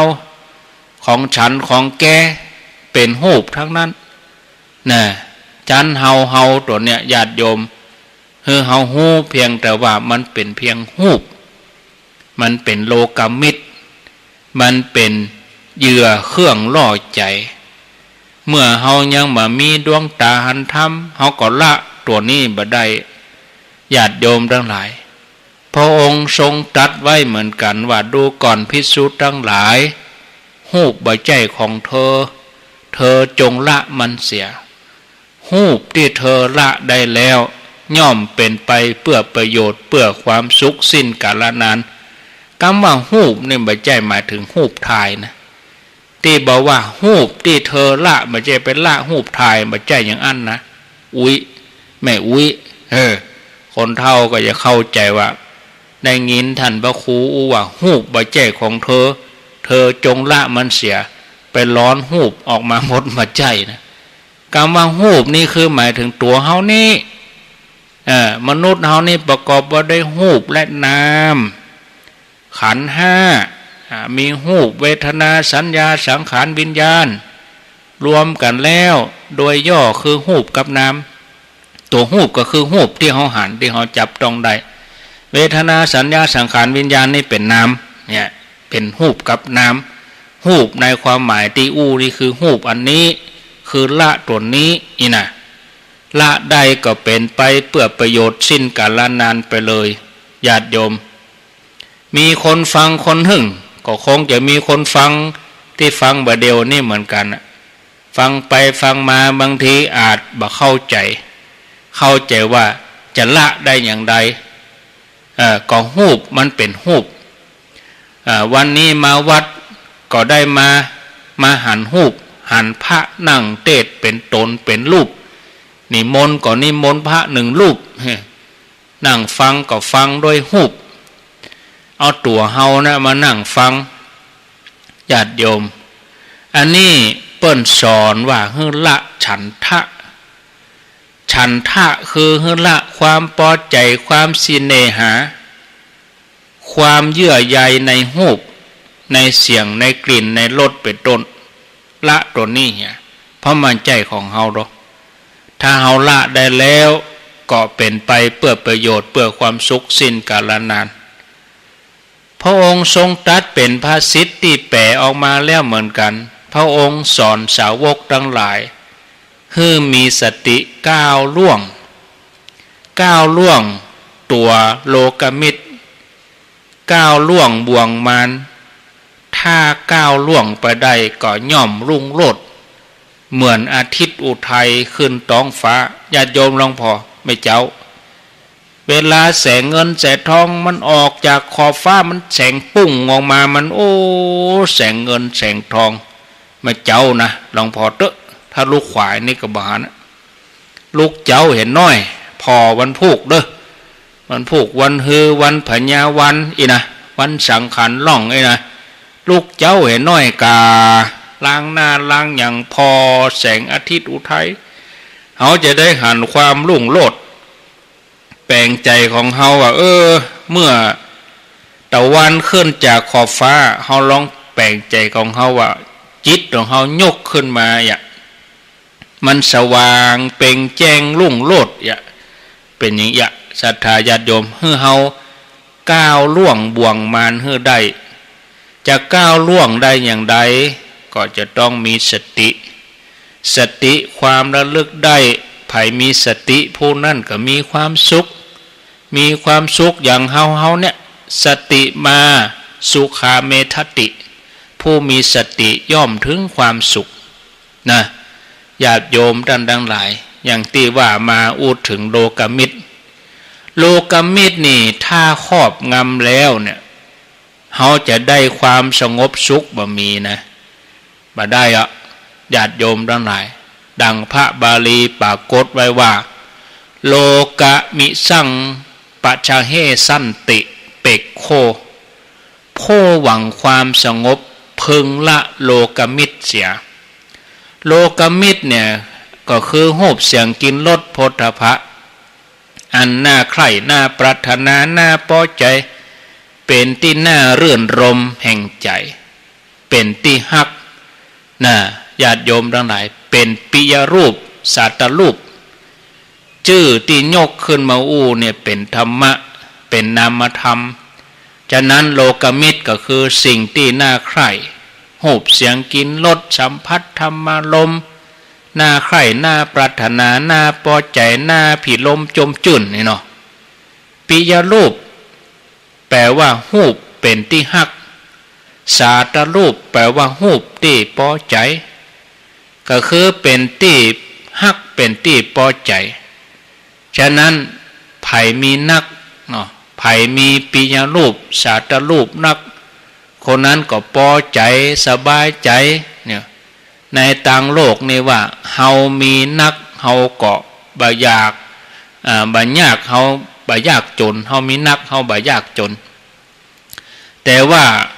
ผู้ที่หันอย่างเนี่ยยากจนเพราะขาดธรรมะจนพระนิพพานคือบ่ได้บรรลุเข้าถึงพระนิพพานฉะนั้นพระองค์เปิ้นก็เลยตรัสว่าสาวกทั้งหลายควรมีสติก้าวล่วงโลกมิตรอย่าได้ก้าวล่วงบ่วงแห่งมารความรุ่งโรจน์ดุจดังดวงอาทิตย์อุทัยขึ้นจากท้องฟ้าอย่างโลกให้สว่างไสวญาติโยมธรรมะมาบางท่านก็ว่ามันเข้าลึกเข้าดึกลำไปของท่านเฮ้ยฟังยากไปติ๊กญาติโยมผู้ฟังบางทีบางท่านอาจจะฟังยังบ่เข้าใจบางทีเฮาปะแล้วเฮาพบแล้วเฮาเคยฟังแล้วเฮาเคยปฏิบัติเฮาเคยสัมผัสแล้วเฮาอาจจะลืมไปก็มีบอกกองถึงเวลาที่เฮาได้หันหูปเฮาได้ฟังเสียงเฮาได้กลิ่นเฮาได้ลิ้มรสถูกต้องสัมผัสมันถึงเกิดปิยรูปสัตตรูปเป็นอิทธังกันนังนามะมะนาปังคือเป็นที่น่าปรารถนาเป็นที่น่าใคร่น่าพอใจเป็นที่น่าลื่นลมแห่งใจฉะนั้นเฮาควรถือหลักเดียวที่พระองค์ทรงตรัสว่าพุทธสาวกคือมีสติใจสติตัวเดียวแล้วก็จะวางสติไว้ที่ไหนก็ให้วางไว้ที่ตาหูจมูกลิ้นกายใจหันหูปก็หันด้วยสติฟังเสียงก็ฟังด้วยสติดมกลิ่นก็มีดมกลิ่นด้วยสติลิ้มรสก็มีสติถูกต้องสัมผัสมีสตินึกถึงธรรมารมณ์ที่เกิดขึ้นในใจเป็นนามธรรมชอบบ่ชอบก็มีสติ จนถึงกับเฮาเกี่ยวข้องกับคนอื่นบางคนก็ชอบบางคนเฮาก็บ่ชอบนะคบคนที่บ่ชอบเฮาก็เฉยๆคบคนที่ชอบก็สบายใจฉะนั้นรูปเสียงกลิ่นรสสัมผัสธรรมารมณ์ในที่บางแห่งบางท่านเปิ้นห้องว่าตาหูจมูกลิ้นกายใจเนี่ยเปิ้นว่าเป็นบ้านล้างรูปเสียงกลิ่นรสสัมผัสธรรมารมณ์นั่นน่ะเหมือนกับโจรปล้นบ้านเปิ้นอุปมาไว้เหมือนกันหรอฉะนั้นญาติโยมเฮามีสติไว้นักๆแล้วจำไว้นักๆแล้วเฮามีสติหันรูปที่ชอบของเฮาก็เฉยหันรูปที่เฮาบ่ชอบก็เฉย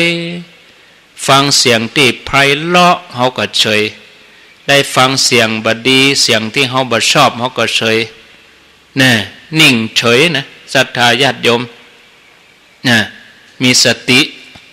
บ่ใช่เฉยธรรมดานะต้องรวมถึงสัมปชัญญะตัวนะญาติโยมทั้งหลายนะสโตภิกขเววิหารายะสัมปชาโนอยังโวอัมหากังอนุสาสนีดูก่อนภิกษุทั้งหลายภิกษุพึงมีสติสัมปชัญญะนี้เป็นอนุสาสนีที่เราพร่ำสอนเธอทั้งหลายพระองค์ทรงตรัสฉะนั้นญาติโยมเปิ่นห้องว่าธรรมมีอุปการะมากในการปฏิบัติมีอุปการะมากคือตัวสติสัมปชัญญะนี่ธรรมมีอุปการะมากในการปฏิบัติฉะนั้นญาติโยมเปิ่นเฮือมีสติสัมปชัญญะสติสัมปชัญญะตั้งไว้ที่ไหนแต่กี้บอกว่าตั้งไว้ที่ตาหูจมูกลิ้นกายใจอันนั้นก็อันหนึ่งนะเหมือนกับเฮาเฮือคนเฝ้าประตูบ้านเป็นนายด่านนายประตูถ้านายประตูเงาลับเฮียก็โจรมาเข้ามาขโมยกะนายประตูนี่ต้องตื่นอยู่เนี่ยตาหูจมูกเล่นกายใจนี่เหมือนประตูบ้านของเฮาตีว่าในทางปฏิบัติเนาะสติสัมปชัญญะไว้ที่อารมณ์กรรมฐานโดยส่วนใหญ่ท่านทั้งหลายก็เคยปฏิบัติมาแล้วเนาะ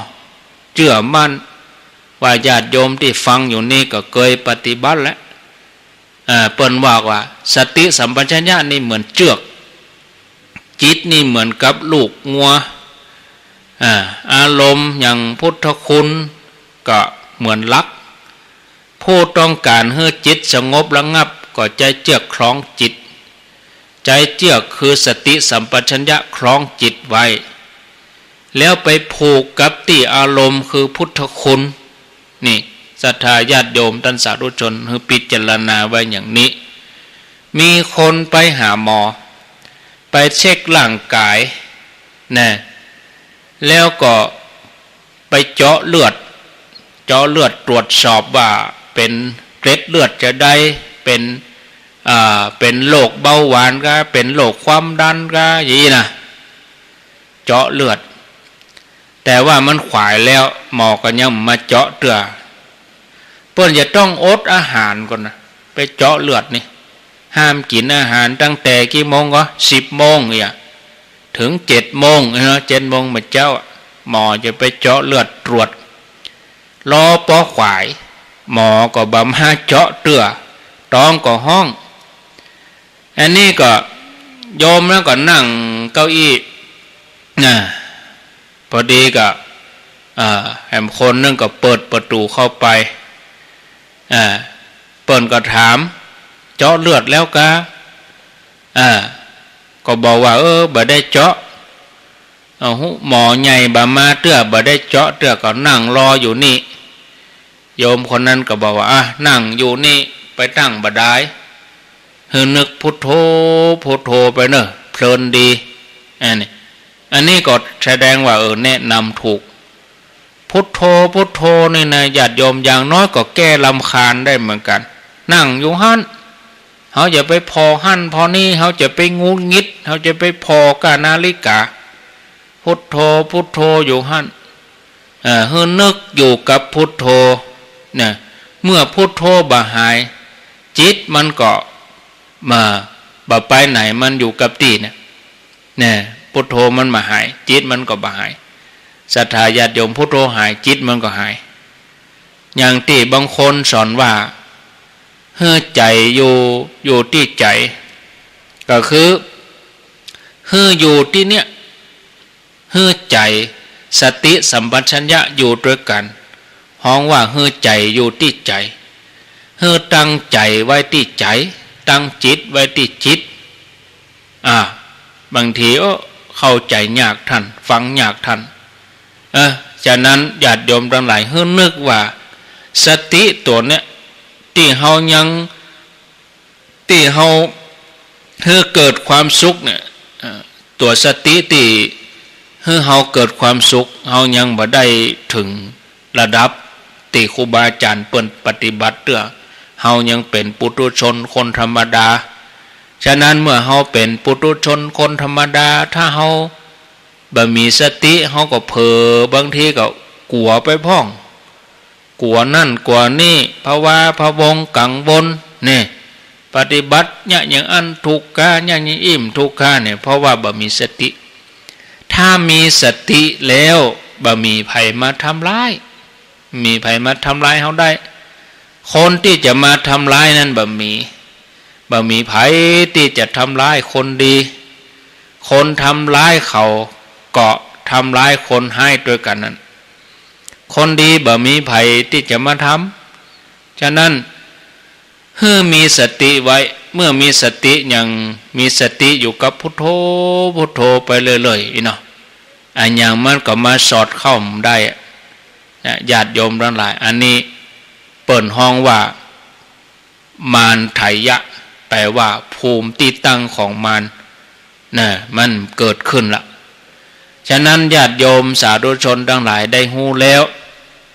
กำหนดพิจารณาว่าเฮามีสติสัมปชัญญะเฮือเป็นอันหนึ่งอันเดียวกันไปผูกไว้ที่อารมณ์คือพุทธคุณอย่างเฮาพุทโธพุทโธเป็นต้นเครื่องเหยื่อเครื่องล่อสัตว์นั้นมาล่อเฮาได้ละส่วนดอกไม้ของเฮามันก็บ่เป็นมารในหัวใจเฮานะอย่างวันที่วันว่างๆเนี่ยเฮาไปหั่นไปนี่ไปคนนักคนหลายศรัทธาญาติโยมบางทีถึงเวลาเทศกาลวันหยุดติดต่อกันคนก็หุ่มไปแอวเนาะไปแอวตีหันตีนี่แต่ว่าวัดเกือบกูวัดคนก็บ่ล่ำไปเฮาต้องกึดแถมใหม่นะญาติโยมถ้าเฮาให้พ้นจากภาวะความหดหู่สลดหดหู่เฮาต้องมีติปึ่งเฮาต้องหันเข้ามาตั้งวัดตั้งวาบ่ใช่ว่าห่างเหินไปติ๊กๆยิ่งเศรษฐกิจโลกภัยไข้เจ็บมันมาอย่างนี้แล้วเฮาซ้ำห่างเหินไปเหี้ยมันซ้ำไก่ไปติ๊กๆเฮาต้องคิดทำไมเนาะเหตุจะได้เฮาถึงค่อยไปนะญาติโยมทั้งหลายพอเฮาไปติดกับการกินการแอวเฮาไปมัวชมสวนไปดูสวนของมันสวนดอกไม้ของมันจนมืดจนค่ำจนดึกบางครั้งบางทีเหตุการณ์บางอย่างเนี่ยมาพิจารณาพอเหตุการณ์เกิดเมื่อใดเที่ยงคืนตีหนึ่งตีสองไปก่อการก่อเหตุทะเลาะวิวาทก็คือมันเป็นอบายมุขเที่ยวกลางคืนเนี่ยมันก็ข้อหนึ่งก็หายไปแล้วเหตุเกิดตีสองตีสามเที่ยวกลางคืนก่อนจะเที่ยวกลางคืนบัดได้มาว่าใครจะไปเที่ยวถ้าบ่มีเจ้าหมูดีๆจะจวนไปตั้งดีก็คมดีก็แสดงว่าคบคนชั่วเป็นมิตรผิดไปละแห่งสองเมื่อไปเที่ยวกลางคืนแล้วคบคนชั่วเป็นมิตรแล้วเมื่อคนบดีเข้ามาก็ต้องเอาสุราเข้ามาเกี่ยวดื่มสุราหายไปแหมพ่อนะอบายมุขสามเนาะเมื่อเอวเมื่อคืนเมื่อคบคนบดีเมื่อกินเหล้าเราก็ไปต่อร้านไปเจ้าโมงดูการละเล่นแน่การละเล่นของคนเมื่อคืนมันก็ต้องเต้นวิดกันอยู่ฮะนะกะเมื่อเต้นวิดก็เอาก่อการทะเลาะวิวาทเนี่ยมันหายไปกำคอ กำเดี๋ยวเอาไปเสี่ยงดวงให้หน่อยไปเล่นการพนันเมื่อเล่นการพนันแล้วก็เสี่ยงเงินเสี่ยงทองมาบะมีสตุ้งสตางมากับดึกแห่มวันหนึ่งก็ขี้ค้านทำงานละเกียจค้านการทำงานก็เป็นอวัยมุขแห่มอันหนึ่งเอาไปมาครบหมดกูข้อเที่ยวกลางคืนดื่มสุราเล่นการพนันคบคนชั่วเป็นมิตรดูการละเล่นเกียจค้านการทำงานเนี่ยครบหมดกูข้อเลยญาติโยมทั้งหลายก็ในที่สุดก็ตกบ่วงแห่งมารไปเลยก็บ่ได้หลุดพ้นถ้าจะหลุดพ้นก็ตั้งอกตั้งใจหันพวงมาลัยกลับเนี่ยศรัทธาญาติโยมท่านสาธุชนเนาะ4 โมงเกิงล่ะไปก็ธรรมะจะนักล้ำไปเนาะเดี๋ยวญาติโยมเขาจะเบื่อจะใกล้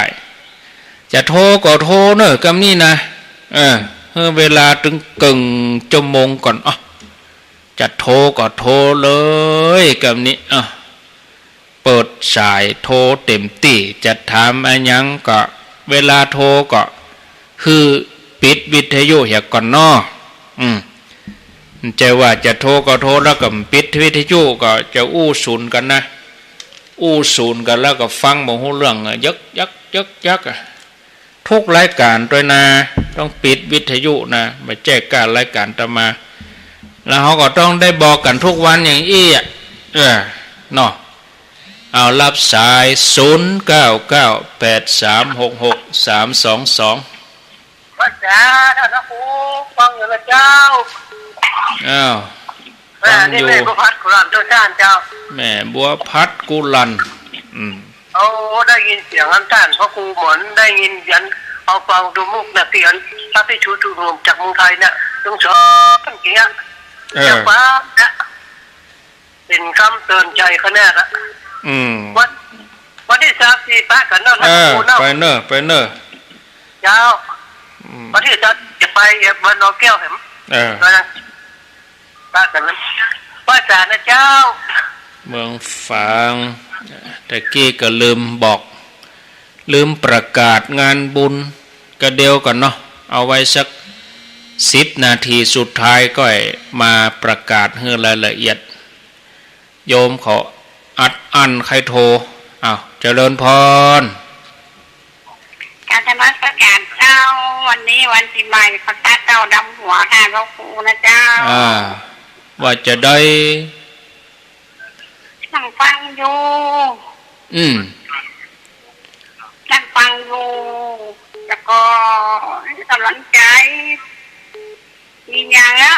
ถ้าทำอย่างละขอรับขอปันว่าพระเจ้าดำหัวเจ้าอยู่ที่ไหนอยู่บ้านแม่สุนน้อยอำเภอขวาแม่สุนน้อยแกคงนี้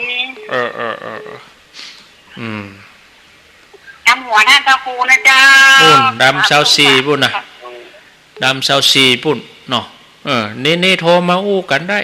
ไม่มีปัญหาเจริญพรนั่งฟังอยู่เจ้าอยู่ที่ไหนแม่อ้วนเจ้าแม่อ้วนเจ้ายายอ้วนล่องกองเข้าวันนี้ก็ยาววันนี้เป็นวันสำคัญเจ้าวันนี้ก็ได้วันพุธก็ได้ถึง2 วันจะถือเอาวันนี้ก็ได้ก็ทำความสะอาดถึง2 วันเลยวันนี้ซักผ้าวันพุธตากผ้าเหมือนเดิมนั่นหน่อยอันใดก็ได้แม่เนาะจะไปเอาเรื่องวันมาเป็นข้อพิษเถียงกันทำความดีทำได้ทุกวันโมทนาจะเพี้ยวบ้านถึง2 วันก็ได้วันนี้เพี้ยวตั้งนอกวันพุธเพี้ยวตั้งไหน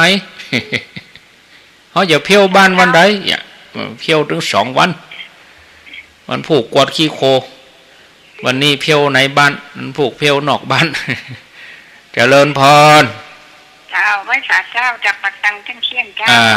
จ้างเขี้ยนเจ้าในที่ท่านช่วงแรก เสื้ออย่างว่าน่ะเวลาเพิ่นว่าอย่างนี้เขาก็คัดตากไว้เนาะคือเขาก็ให้ย้อนให้ส่วนทันคนนี่บางทีความอดทนก็บ่มี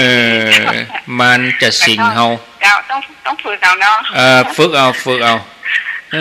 ขันติเนาะมันสิงเนี่ยต้องเตือนกับใจคำว่ารู้แล้วเนาะได้ยินน้อยนะเขาบอกปากเขาก็เลยบอกปากเนาะนิ่งเสียย้อนติ๊กไปมันนิ่งเสียตำลึงทองจ้าหมดทันนา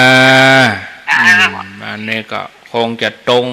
ความเข้าใจความรู้สึกก็ฝึกเอาคนเฮาก็ก่อยฝึกเอากำน้อยเจริญพรไหว้ศาลเจ้าท่านพระครูว่าจะได้การเที่ยวกลางคืนก็เหลืออย่างสักอย่างนะหมดลึ่งกะหิวขิงน้ำแกงบ่แห้งเชียงเลยเดี๋ยวลูกเมย์ก็เมาเลยปีกบ้านมาเงินก็บ่มีกระเป๋าแป๊บกระเป๋าแบนสตาร์ทก่อนนี้เลยบิ่งเอาเราเลยนิดน้อยเวลาหับจ่ายแป๊ะไปนะไปติ๊กเตี้ยกะไปหม่อนไปเนี่ยเมื่อคืนเป็นเสียเจ็ดเฮียบัตันก่อนแอวกลางคืนนี่มันเป็นเลยสักอย่างลุกินยังเสียเจ็ดเฮียปอบัตัน0998366322อ้าวมีเข้ามาจะจะจ๋าก็ขอเจริญพรโทรเข้ามาเลยเจริญพรมาจากศาลจ้าพระครูยายพรว่าจะได้มันฮ้อนแล้วไปฮ้อนก็ฮ้อนเหมือนกันหมดกะรู้เจ้าก็ฮ้อนนะใจฮ้อนกะเจ้าบ้านไปเนี่ยเจอมันว่าวันที่13วันนี้วันที่13เจ้าไปใช้เอาวิจัยก็ได้ตานวันผูกก็ได้วันฮื้อก็ได้ไปใช้มาแล้วนะก็ไปเป็นอย่างก่อนอันนี้ใส่เข้าผูกไปตานวันฮื้อก็ตานแถมวันหนึ่งก็ตานแถมอีกก็ได้ลูกมีปัญหาโควิดเนี่ยแบบนั้นบ้านได้วัดนี่ใช่อ่ะโมทนาสายต่อไป0998366322อู้ถึงว่าทำความดีนี่ไม่ต้องเอาเวลาทำได้ทุกเวลาเจริญพรพระเจ้าท่านพระครูโทรจากไหนแม่ไข่แก้วบ่อสร้างแม่ไข่แก้วบ่อสร้างฟังอยู่นะเจ้าวันนี้สาระนักขนาดเลยเนาะนั่นน่ะจะต่อแหมน้อยก็กลัวคนเฒ่าง่อมฟังดีแล้วสบายใจคนเฒ่าก็แน่กดโทรศัพท์มาติ๊กๆอ่ะอึดอัดคนเฒ่าอ่ะได้โทรอ่ะนี่กันหลากหลายเหมือนกันเนาะก็ม่วนดิอยู่กับป้าอุ้ยแม่อุ้ยเนาะเจ้าเป็นกำลังใจนะเจ้าฟัง104อยู่ดีมีสุขเนอแม่ไข่แก้วเปิ้นอยู่บ่อสร้างสันกำแพง0998366322อาตมาก็ตึกวันเนี้ยเนอะรายการมาเจ้านะมันผู้มาเจ้าก็จะเป็นตุลุงยอง3เจ้าล่ะมันได้เข้ารายการตั้งแต่วันที่10มาแล้วเนาะมาเจ้าตี3บ่ได้เข้ามันเพลียเกินญาติโยมงานจนงานยันจนงานเพลียก็เลยเอาเทปใส่เอาสวดมนต์ใส่แปดฮอดมีโทรศัพท์ถูกได้ปิดโทรศัพท์ญาติโยมเขา3 โมงเกินโทรมาละท่านพระครูบัดจัดรายการเฮารับอยู่อาตมารับอยู่ถูกได้ปิดโทรศัพท์ถ้าวันใดมันจัดถ้าเป็นสวดมนต์ก็เป็นตีหู้กันเนอะไม่ได้เมื่อยไม่ได้ไข้เนี่ยเป็นแสดงว่างานมันมีต่อเนื่อง ถ้าเราไปลุยงานไม่วันถ้าเราลูกเจ้าแล้วเราหลับเด็กแล้วมันจึงเจ็บหัวหมอก็เตือนหลายเตือนละมันวูบแล้วใครใจไปเมินๆก็จะไปเขให้ข้าเจนใครใจสังขารเมินๆก็จะไปเขมันหมอว่าอีใครตายหนุ่มก็ว่าใครตายเท่าหมอเปิ้นว่าตรงถ้าใครตายเท่าก็เบาๆพ่องใครตาย0998366322แต่ถ้ามันได้พักเต็มที่ถ้างานมาวี่มาวันแบบมีมันก็ยังวันนี้มีเกิงวันก็ยังแควนน้อยแต่วันพวกก็เจ้าได้แม่วันจัดแถมได้แต่ช่วงตั้งแต่วันที่10มาเนี่ยลุยงานตลอดตั้งแต่ปุ้นมาแล้วกะตั้งแต่ไหนญาติโยมว่างานปอยหลวงมาละโดปอยหลวงวันที่21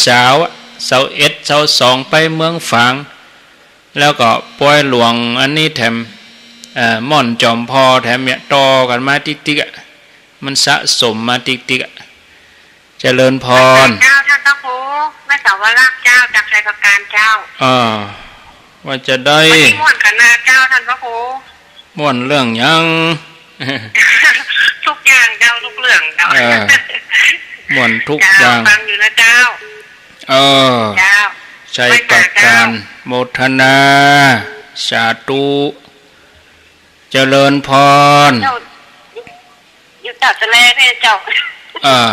ตาอย่างก็อยู่ตาสะแลอันที่เขาตาสะแลเพ่เจ้าตาสะแลมันไหนอำเภอจังหวัดลูกแล้วเลยไปฉันนี่เลยครูมาหาอาจารย์อำเภออย่างอำเภอฝางเจ้าง้อมหาลูกแล้วลูกมีไหนเจ้าลูกเป็นทหารสมัครเป็นทหารไปห่วงเขาอยู่ทหารมันแข็งแรงมาถ้าห่วงเขามันงอมมันอยู่2เท่ามันจะไป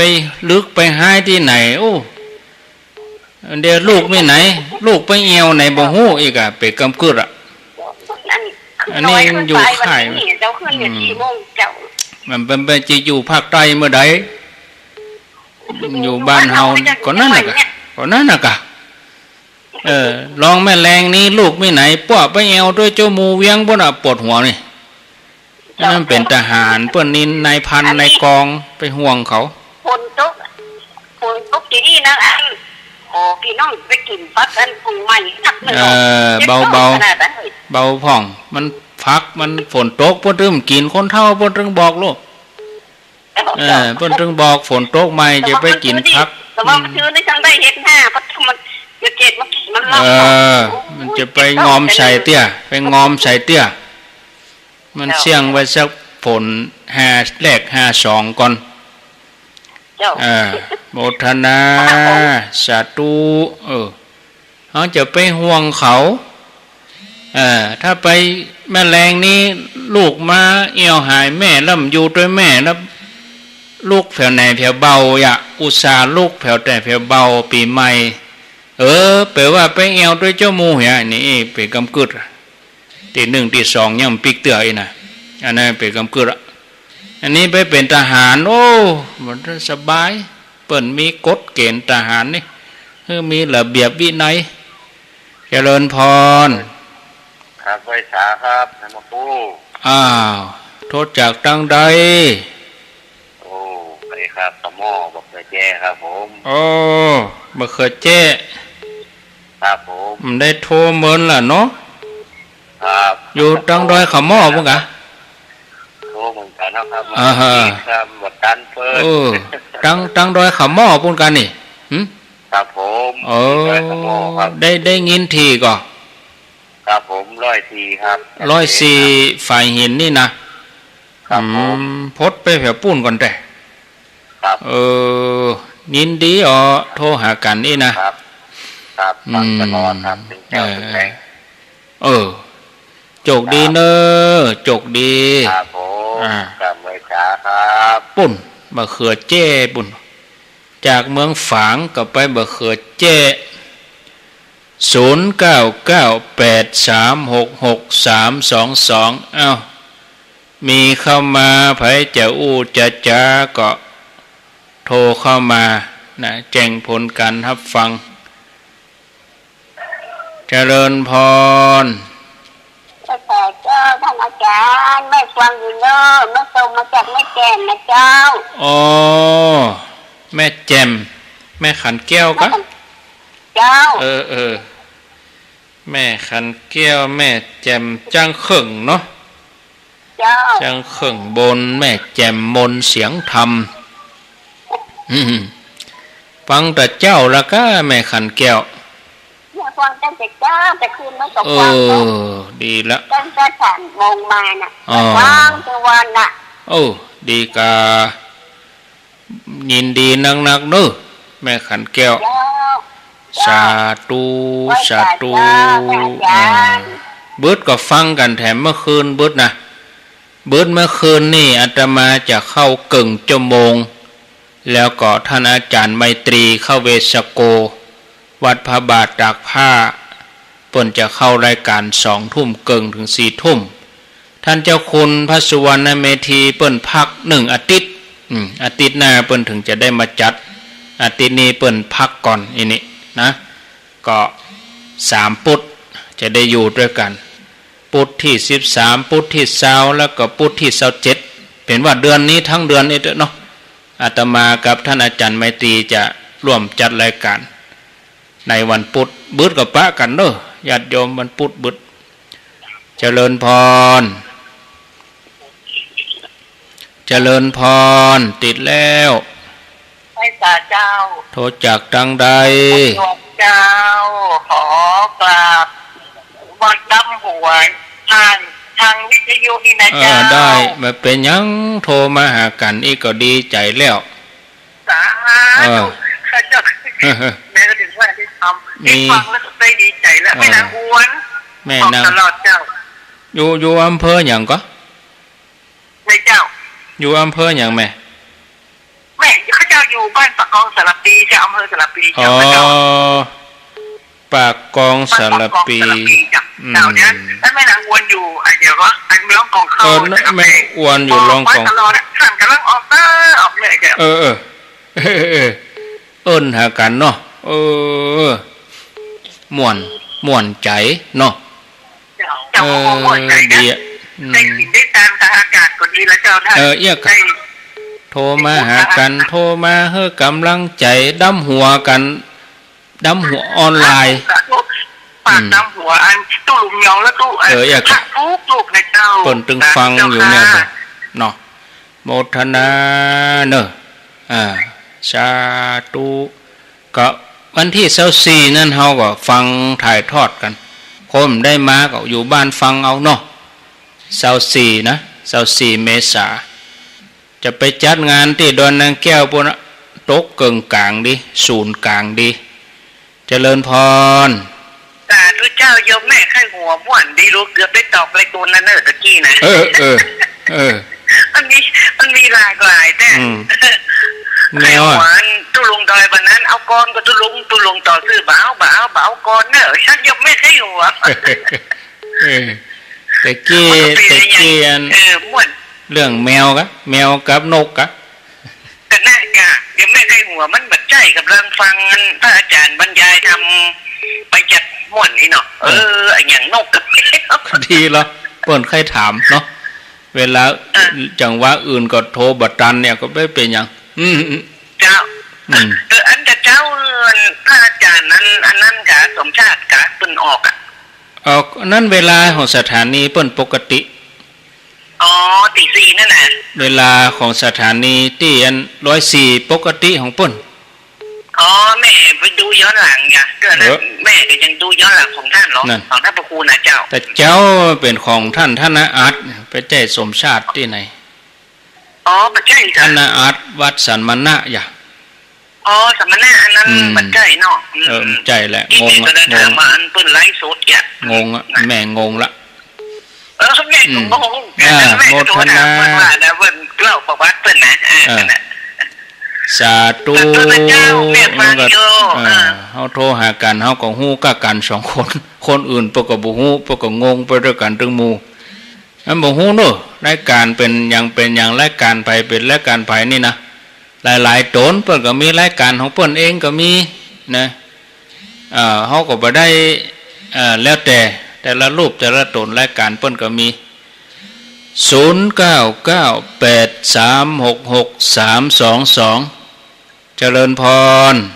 นมัสการเจ้าท่านพระครูฉันขยอมเจ้าเพราะวันนี้ได้สาระขนาดเจ้าชั่วโมงเกิงวันนี้ฟังแล้วง่ายเนาะท่านแต่ว่าทำยากเหลือเกินทำยากน้อยก่อย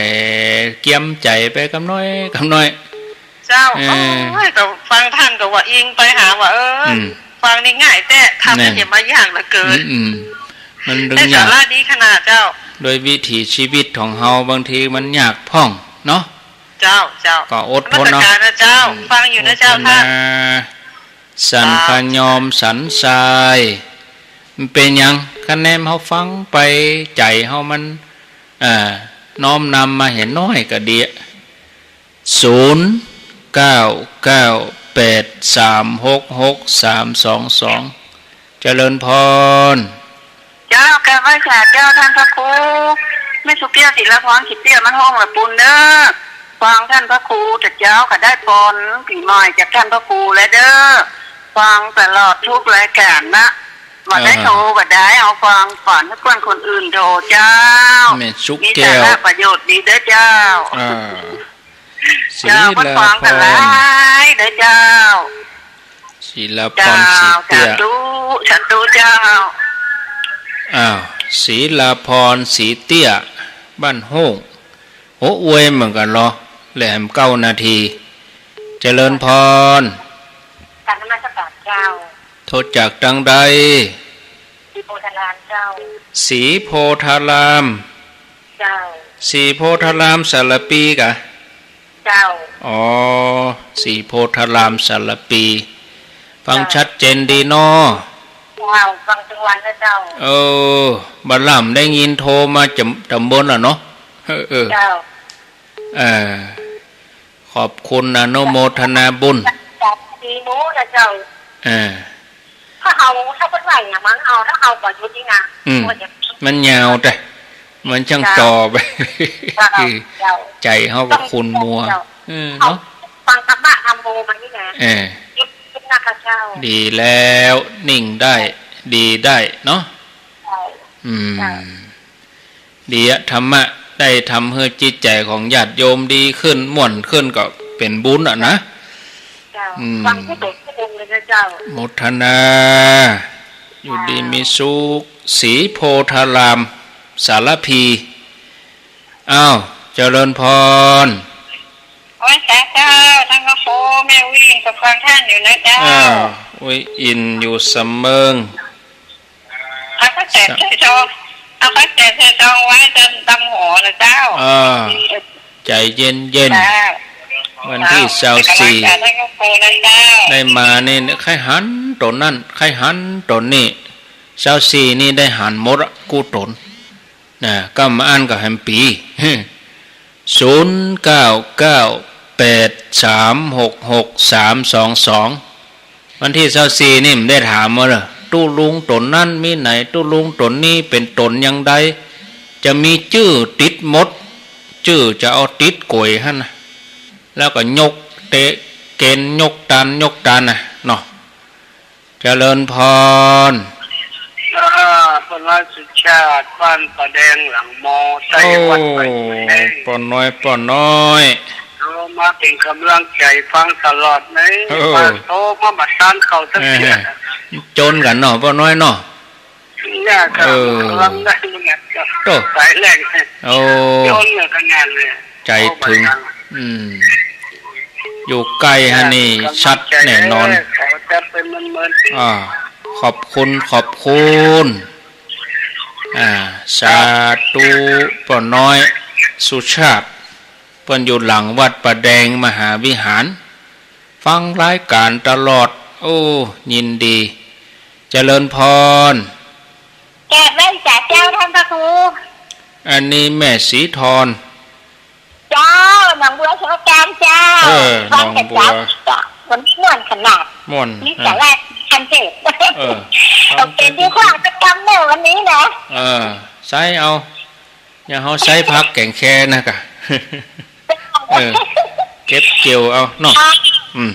จับตื้ออยู่ดีมีสุขแต่ว่าท่านชัยวัฒน์เปิ่นได้เข้ารายการกะเฮือเน้นลักแตนตะวานี่นะติดงานด้วยกันบนโดยท่านชัยวัฒน์ปิ้งมาก็5 โมงปลายแล้วกะแต่มาถึงวัด5 โมงปลายแล้ว0998366322วันพูกย่างเหี่ยววันอันพูกก็ย่างเพียววัดเพียววาโกนหัว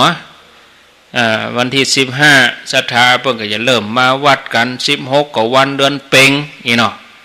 เนี่ยญาติโยมท่านทั้งหลายสืบจัตตากันนะกะเนาะมีบางท่านเพิ่นก็ลูกหลานลูกไก่มาจัดดาครัวสืบจัตตาบางท่านโอ้เป็นการดาบ้านเพิ่นสืบวัดเฮาก็ไปสืบที่วัดปุ่นอีกก็มีอย่าง0998366322เจริญพรไปสาขาพระครูครับโทรจากดังใดสันขี้เล็กเรื่องกับเปาครับอ๋อสันขี้เล็กกะครับปวินน่ะครับโอ้ได้ยินทีอยู่เนาะได้ยินนะดีละจัดดีอ่ะจัดชัดดีเนาะครับอ๋อยินดีเนาะบางครั้งก็ปล่อยเปิดโถอย่างม่วนดิม่วนเฮาฟังขอโทษนะครับบ้านนั่นบ้านนี่น่ะเนาะครับม่วนไปยังหรอแล้วนี่ม่วนแล้วนี่นะสาธุถ้าจะม่วนเตียธรรมาอูเล่นโยมตะกี้กะกลัวแมวน้อยใจก็ไปซื้อป่าปิ้งมาเหี่ยตัวหรอกโยมว่ากลัวเป็นบาปอ่ะจะบาปก็หาท่านอาจารย์ใหญ่ๆแมวมันตินกอ่ะแล้วแม่ก็เอามือไปปัดหัวอันแมวก็คายนกก็บินไปเหี่ยไอ้แม่กลัวเป็นบาปกลัวแมวน้อยใจไอ้แม่จะได้ไอ้แม่มันต้องอย่างแม่แรงนี่ไปกาดซื้อป่าปิ้งให้แมวเนี่ยบาปนั่นก็ลุดไปเลยเอาสบายใจไว้เนาะก็มาอ่านคำใจแม่อยู่ฮะน่ะเขาจะแก้อย่างใดเขาบอกว่าจะแก้อย่างใดเนาะเอาละญาติโยมทั้งหลายสาวสายขอบคุณเนาะแม่บัวพัดเมืองฝาง2แม่สุนน้อย3ยายอ้วนร่องกองเข้า4จังเขียน5ยายจันตาการ6ยายพรสันกำแพง7แม่ไข่แก้วบ่อสร้าง8แม่สวรักษ์ชัยประการ9ฝางตาแสล10บะเขือแจ้ละปูน11แม่ขันแก้วแม่แจ่ม12ปากกองสันละปี13ปาลานสันทราย14สันขยอมสันทราย15ศรีลาพรศรีเตี้ย16สันละปี4โพธาราม17อุยอินสำเมิง18ป่าแดงมหาวิหารป่อน้อยสุชาติ19หนองบัวชัยประการเจ้าสุดท้ายสันขี้เล็กเอาลาไปก่อนญาติโยมวันที่24จะไปลืมกันเนอะไปสะเก้าดำหัวสุมากะละวะครูบาอาจารย์ตีเปิ่นจัดรายการให้เราฟังตั้งแต่เจ้าสายบ่ายค่ำกูตนทุกขึ้นทุกเครือข่ายตึงเวียงเป่าตึงลำปางตึงเมืองฝางตึงแม่แจ่มวัดจันทร์ก็จะมานิมนต์พระตีทำหน้าที่ตึงเบื้องหน้าเบื้องหลังพระเจ้าหน้าที่ตัวนะผู้อำนวยการสถานีตัวนิมนต์เปิ่นมาลาไปก่อนอายุวันโนสุขังปลา